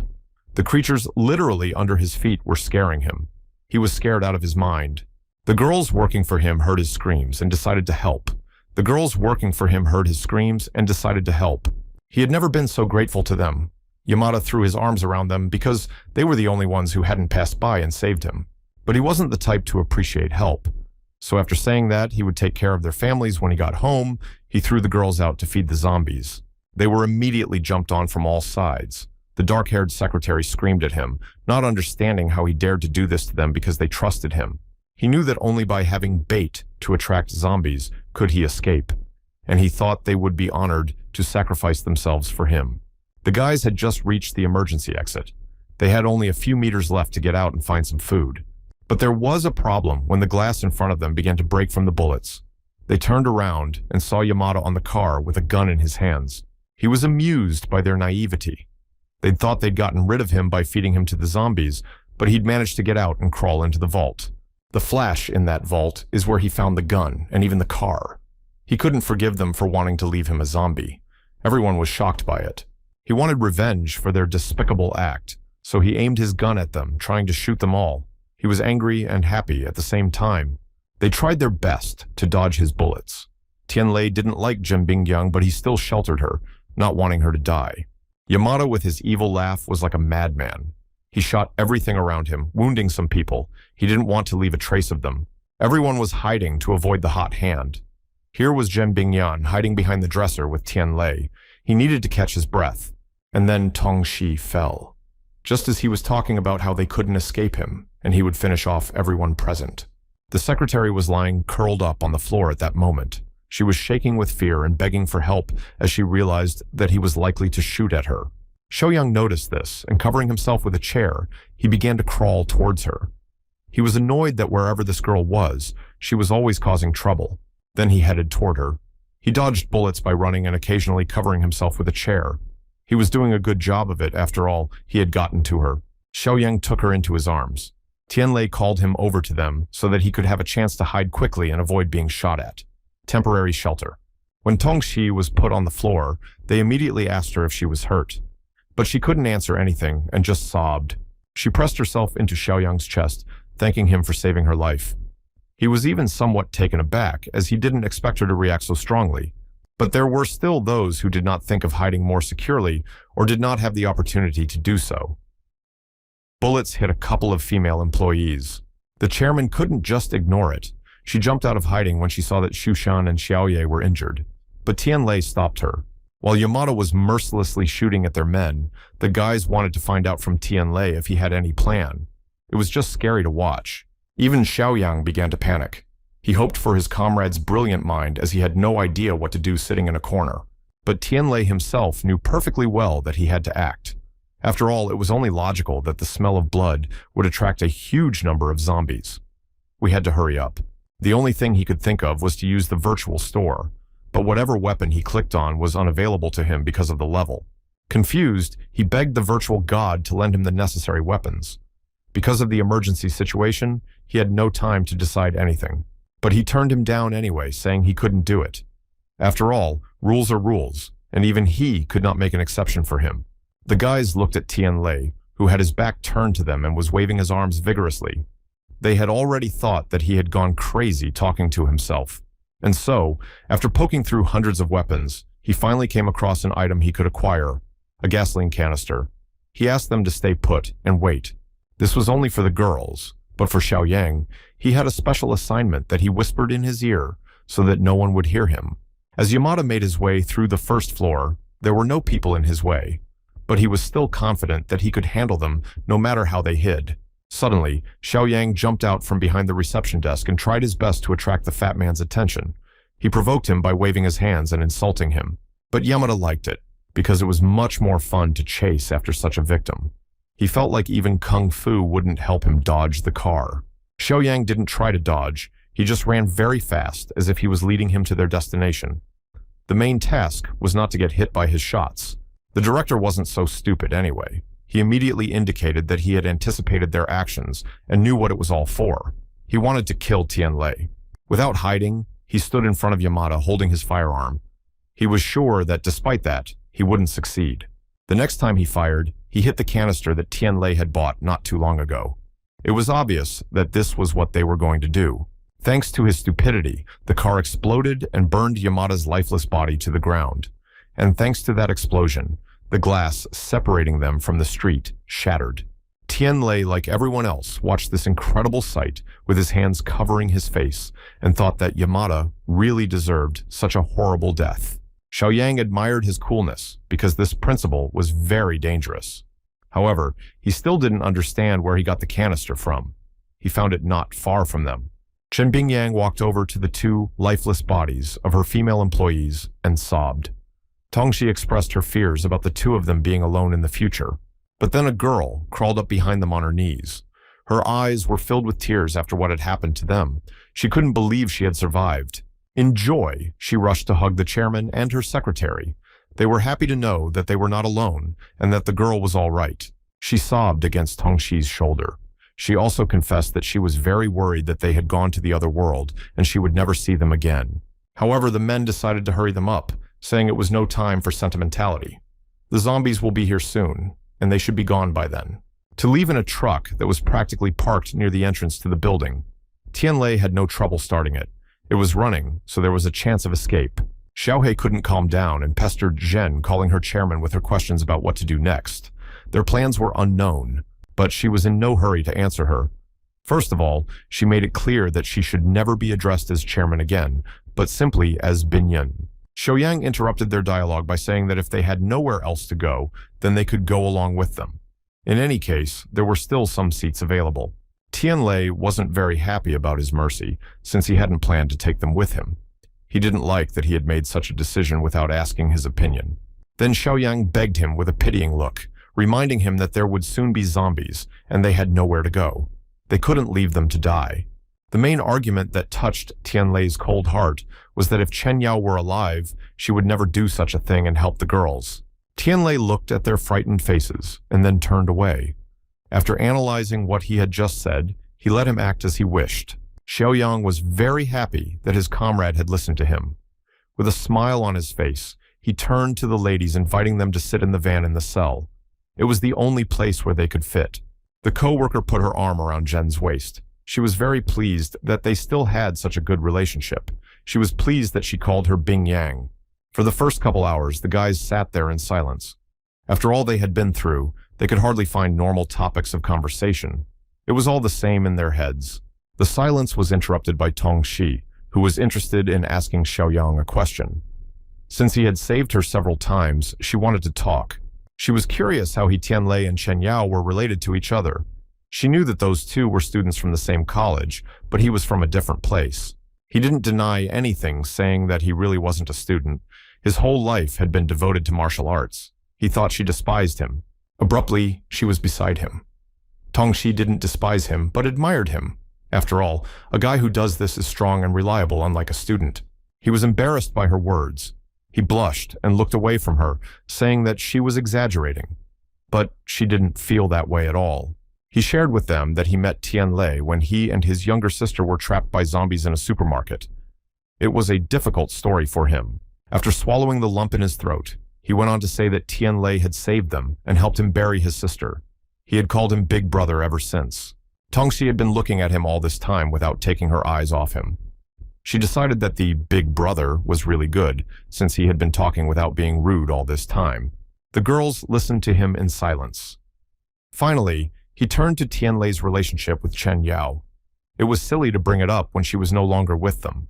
But he did tell them that he had heard from Chen Yao that he liked their college star Shen Xinyu. Tongxi joked that Bingyang had no chance, and yet what she was gradually leading up to did not leave her mind. She decided to ask him about his relationship, if he had a girlfriend he liked. It was one of his sore subjects. Scratching his temple with nervousness, he admitted that he had broken up with her not long ago. Tongxi was glad to know that he was free. She didn't hesitate and moved even closer, wrapping one arm around his neck. Flirtatiously, she announced that from today she would be his girlfriend. He certainly didn't like that suggestion. He was so scared and surprised that he even opened his mouth. Sweat was running down his face, and he was so nervous. She didn't understand his reaction at all. She thought he would be happy to know that there was a girl who loved him and wanted to be with him. Tongxi grabbed his hand, saying that girls like cool. Moreover, he had saved her, so he was responsible for her. Xiaoyang didn't agree. She was very surprised by this. And standing up so that her figure was pronounced, she asked if he was not attracted to her athletic body in any way. Xiaoyang was shocked by everything that was happening and could hardly find the words. She didn't torture him and decided to give him some time to think. But not a moment later, Tongxi pressed herself against him and rested her head on his shoulder, formally told Xiaohei and Bingyang that they would be their witnesses. Witnesses that he was her boyfriend. And grabbing him by the ear, the girl said that if he let her down, his friends would punish him. He was surprised by her behavior and actions. This interesting dialogue was interrupted by Tianlei, who stopped and opened them. He said that they would spend the night in this place, and tomorrow they would go on their way. Tongxi looked around, but still couldn't figure out where they were. Xiaohei assumed they were staying in the suburbs. But Zhen Bingyang immediately guessed that this was a research area that had been moved to the suburbs because of the low price of land in the city. Xiaohe wondered where they planned to spend the night. Even though the area was unfinished and there were no people there, the dining hall was ready, so they would be there. When Tianlei started to move away from them, heading towards the dining room, he took his hand aside and said that they would spend the night there if the revered miss agreed. Bingyang was angered by his teasing, but she took Xiaohei's hand and followed him anyway. She thought she could handle anything, but he underestimated her. Xiaoyang immediately looked in the refrigerator and made sure that the vegetables had not spoiled yet. This meant that they had a chance to eat dinner before going to bed. He turned to the girls, wondering which one of them would cook the meal. They were all embarrassed, and none of them wanted to volunteer so as not to embarrass themselves in front of them. In the end, Xiaohei decided to take the hit and not leave the men hungry. She said she could cook them something, but not that they would like it. Then Tianlei stepped in. He shouted to her that it was not important whether they liked it or not, as the main thing was not to die of hunger. She was glad to be supported. Hoping to find some canned food, she ran to the kitchen. This time, she wanted everyone to have a good meal because they still had a lot to do. And Xiaoyang suggested that Tianlei drink some beer to relax a little. There were so many things going on that he needed a distraction. But Tianlei was not very supportive of the idea. He rarely drank, and at a time when zombies could be close by, he didn't want to relax. But he still offered to open the can. He said that if he didn't want it, he would drink it himself. He took a sip and felt an unreal pleasure. And the way he was acting, the way he was smacking his head, convinced Tianlei to join him. He was glad that he had managed to persuade his comrade to have a drink. Tongxi, meanwhile, suggested that Zhen Bingyang wash the vegetables since they refused to cook. It was a good opportunity to have a private and heart-to-heart chat. She really wanted to know if she was really thinking of becoming Xiaoyang's girlfriend. Tongxi repeated it again and didn't understand why the question suddenly arose. Binyan felt that she had started talking about it and confessing to him too harshly. They had only recently met, and it was strange. The secretary didn't see anything wrong with it. She was sure that although he wasn't a rich unknown, he had a good heart. She noticed that right away. After a moment's silence, she decided to tell the truth. She wanted to have someone she loved to protect her. She remembered when those things grabbed them. They couldn't do anything. They were screaming for help. It was then she realized how weak she was in this world and without men. Tongxi looked back at him when he laughed. She saw him as a kind and strong man, so she confessed to him. He wouldn't hurt her. Safe. Binyan was very surprised when her friend told her to take action too, and not to miss her happiness. She tried not to think about it herself. But Tongxi has analyzed everything. Even though Tianlei is a poor student, but at this time of outbreak, he is a real man in demand in a woman's eyes. She was sure she had to act soon before it was too late. Otherwise, if she didn't take it for herself, another girl would pick up the gift. Binyan didn't think it was right. Her friend looked like a zombie hunting strong men. But she put aside the jokes and wanted to be serious. Even though Tongxi thought she was great standing on the pyramid, she herself knew what it was like to be at the bottom. She knew what it was like to be humiliated and insulted. It also drew her attention to the way Xiaohei was acting. Usually she was more reserved in the office, but this day she seemed like a completely different person. But so that she wouldn't take her words the wrong way, she added that Bingyang was much prettier than her. And if Tianlei didn't notice that, then he was blind. After Bingyang listened to her friend's monologue, she reminded him that he hated her with all his soul after the incident with Chen Yao. His attitude towards her had been seen by everyone. Tongxi, on the other hand, saw the situation very differently. If a man hated her, he would ignore her, but he treated her and cared for her. When she finally asked her if she was thinking about him herself, Binyan said with frightened eyes that it was impossible, complete nonsense, and her heart was pounding. She still didn't believe her. It was the first time she saw Binyan trying to hide her emotions. Still, she advised her to think about it before it was too late. As soon as they finished speaking, Tongxi went to the table where the men were sitting. She asked Xiaoyang, calling him her husband, to help her because her arms were tired. And Tianlei didn't know what was going on in the truck, that they were in a relationship. Xiaoyang asked not to laugh because he was responsible. Abruptly, their pleasant surroundings were replaced by uneasiness. Tianlei heard some unpleasant sounds that usually came from zombies, but this time it wasn't them. Xiaohei was lying on the floor, and on top of her was a particularly aggressive animal that looked like a dog or a wolf. It was unclear. The bloodied Xiaohei told them to run away from here.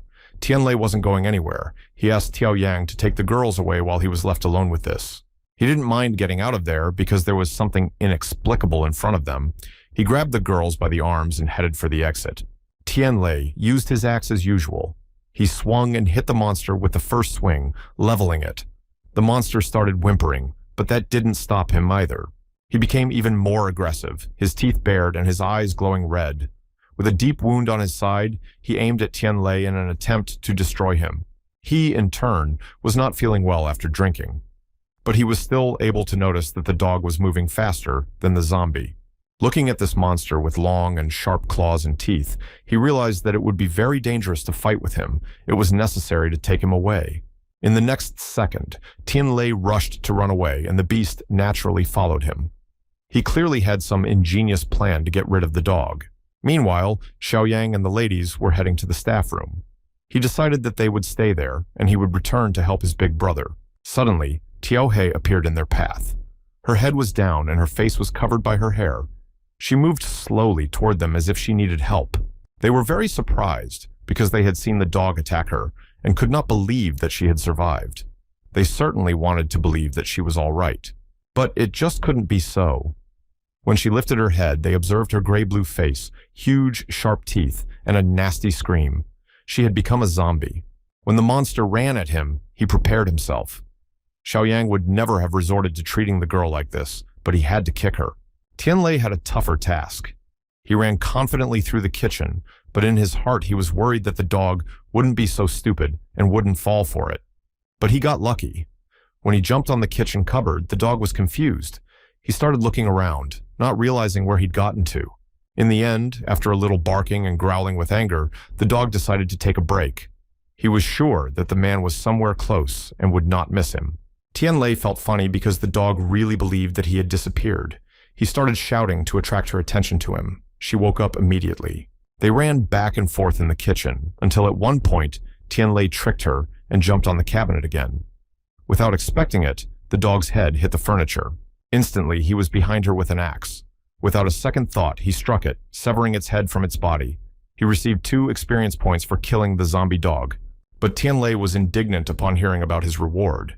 He had expected to receive 10 points, not 2, but the system refused to bargain with him and gave him 2. He couldn't accept that and decided to dig into the dog's head to find the core. Since it was stronger than that zombie, it had a better core.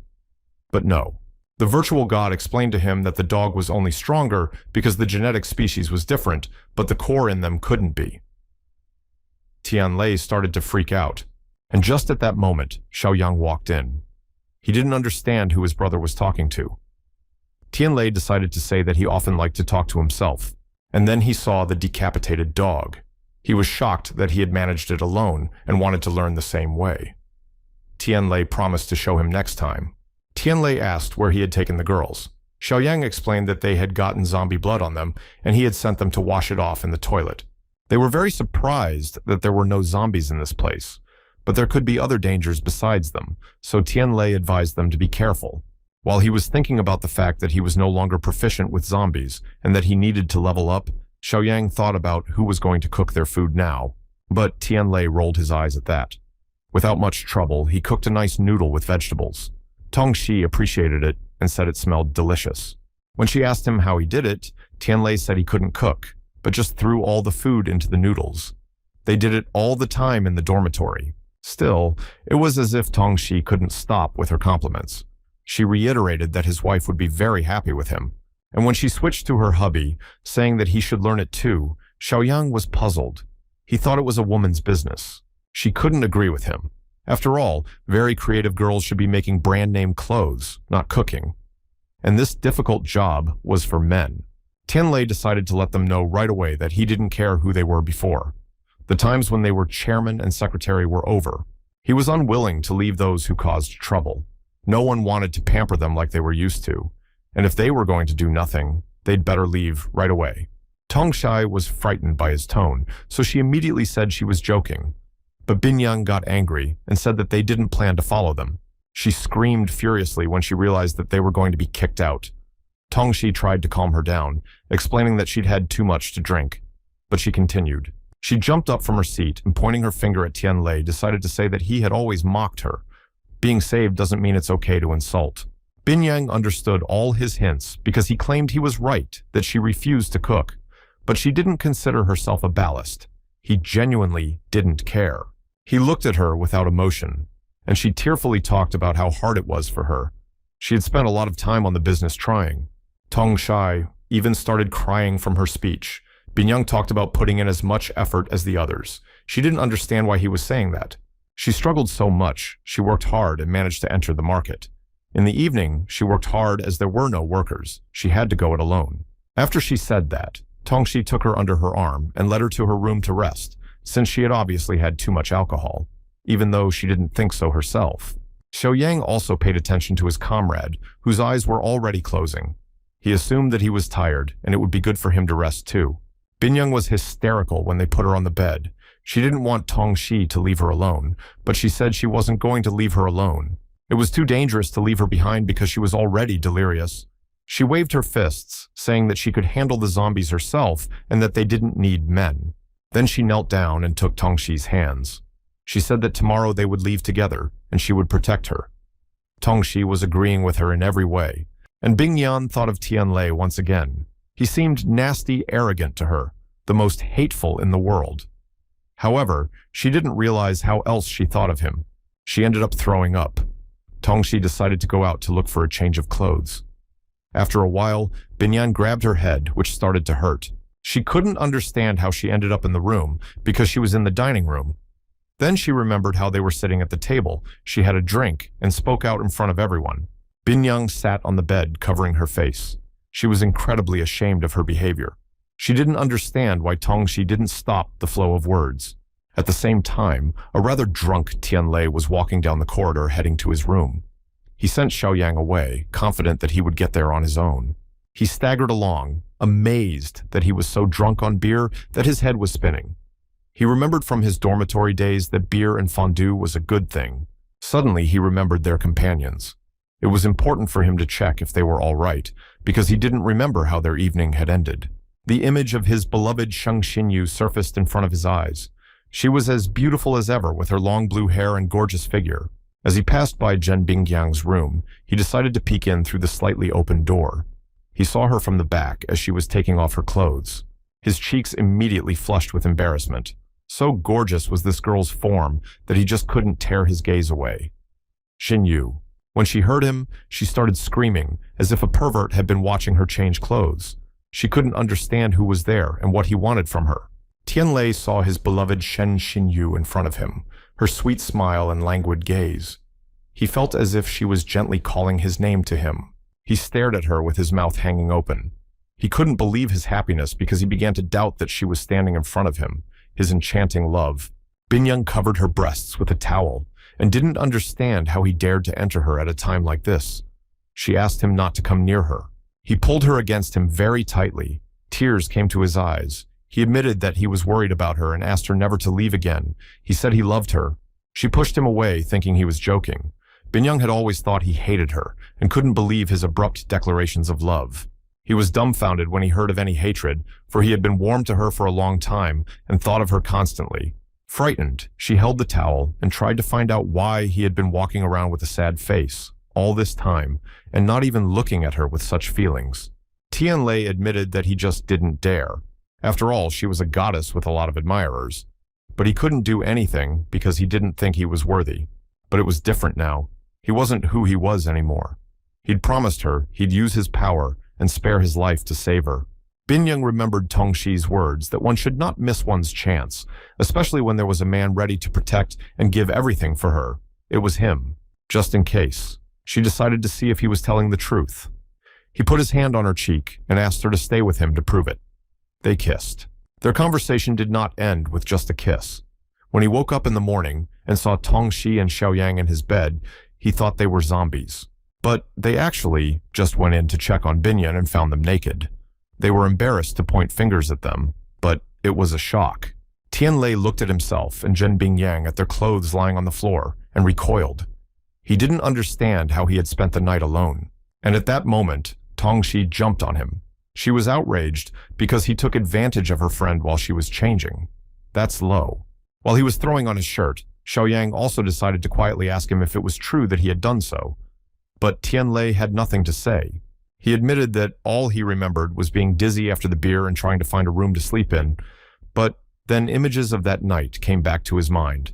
Tianlei covered his face with his hand in shame. He had no idea how it had happened, because it seemed to be under control, but the alcohol had made itself felt.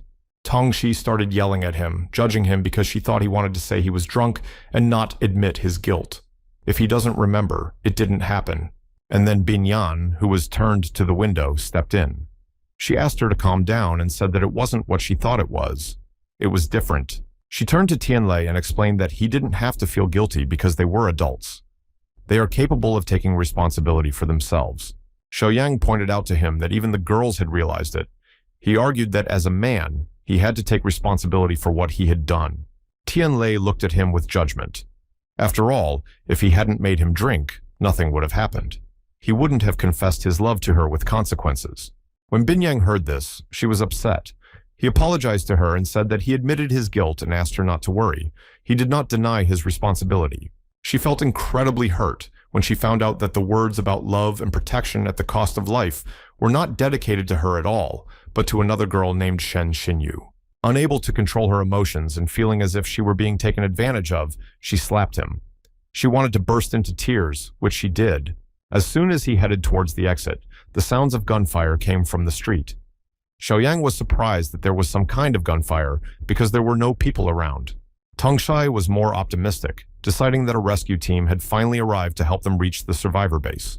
Tianlei was sure it wasn't them, But to find out for sure, he and Xiaoyang had to go outside and see what was going on.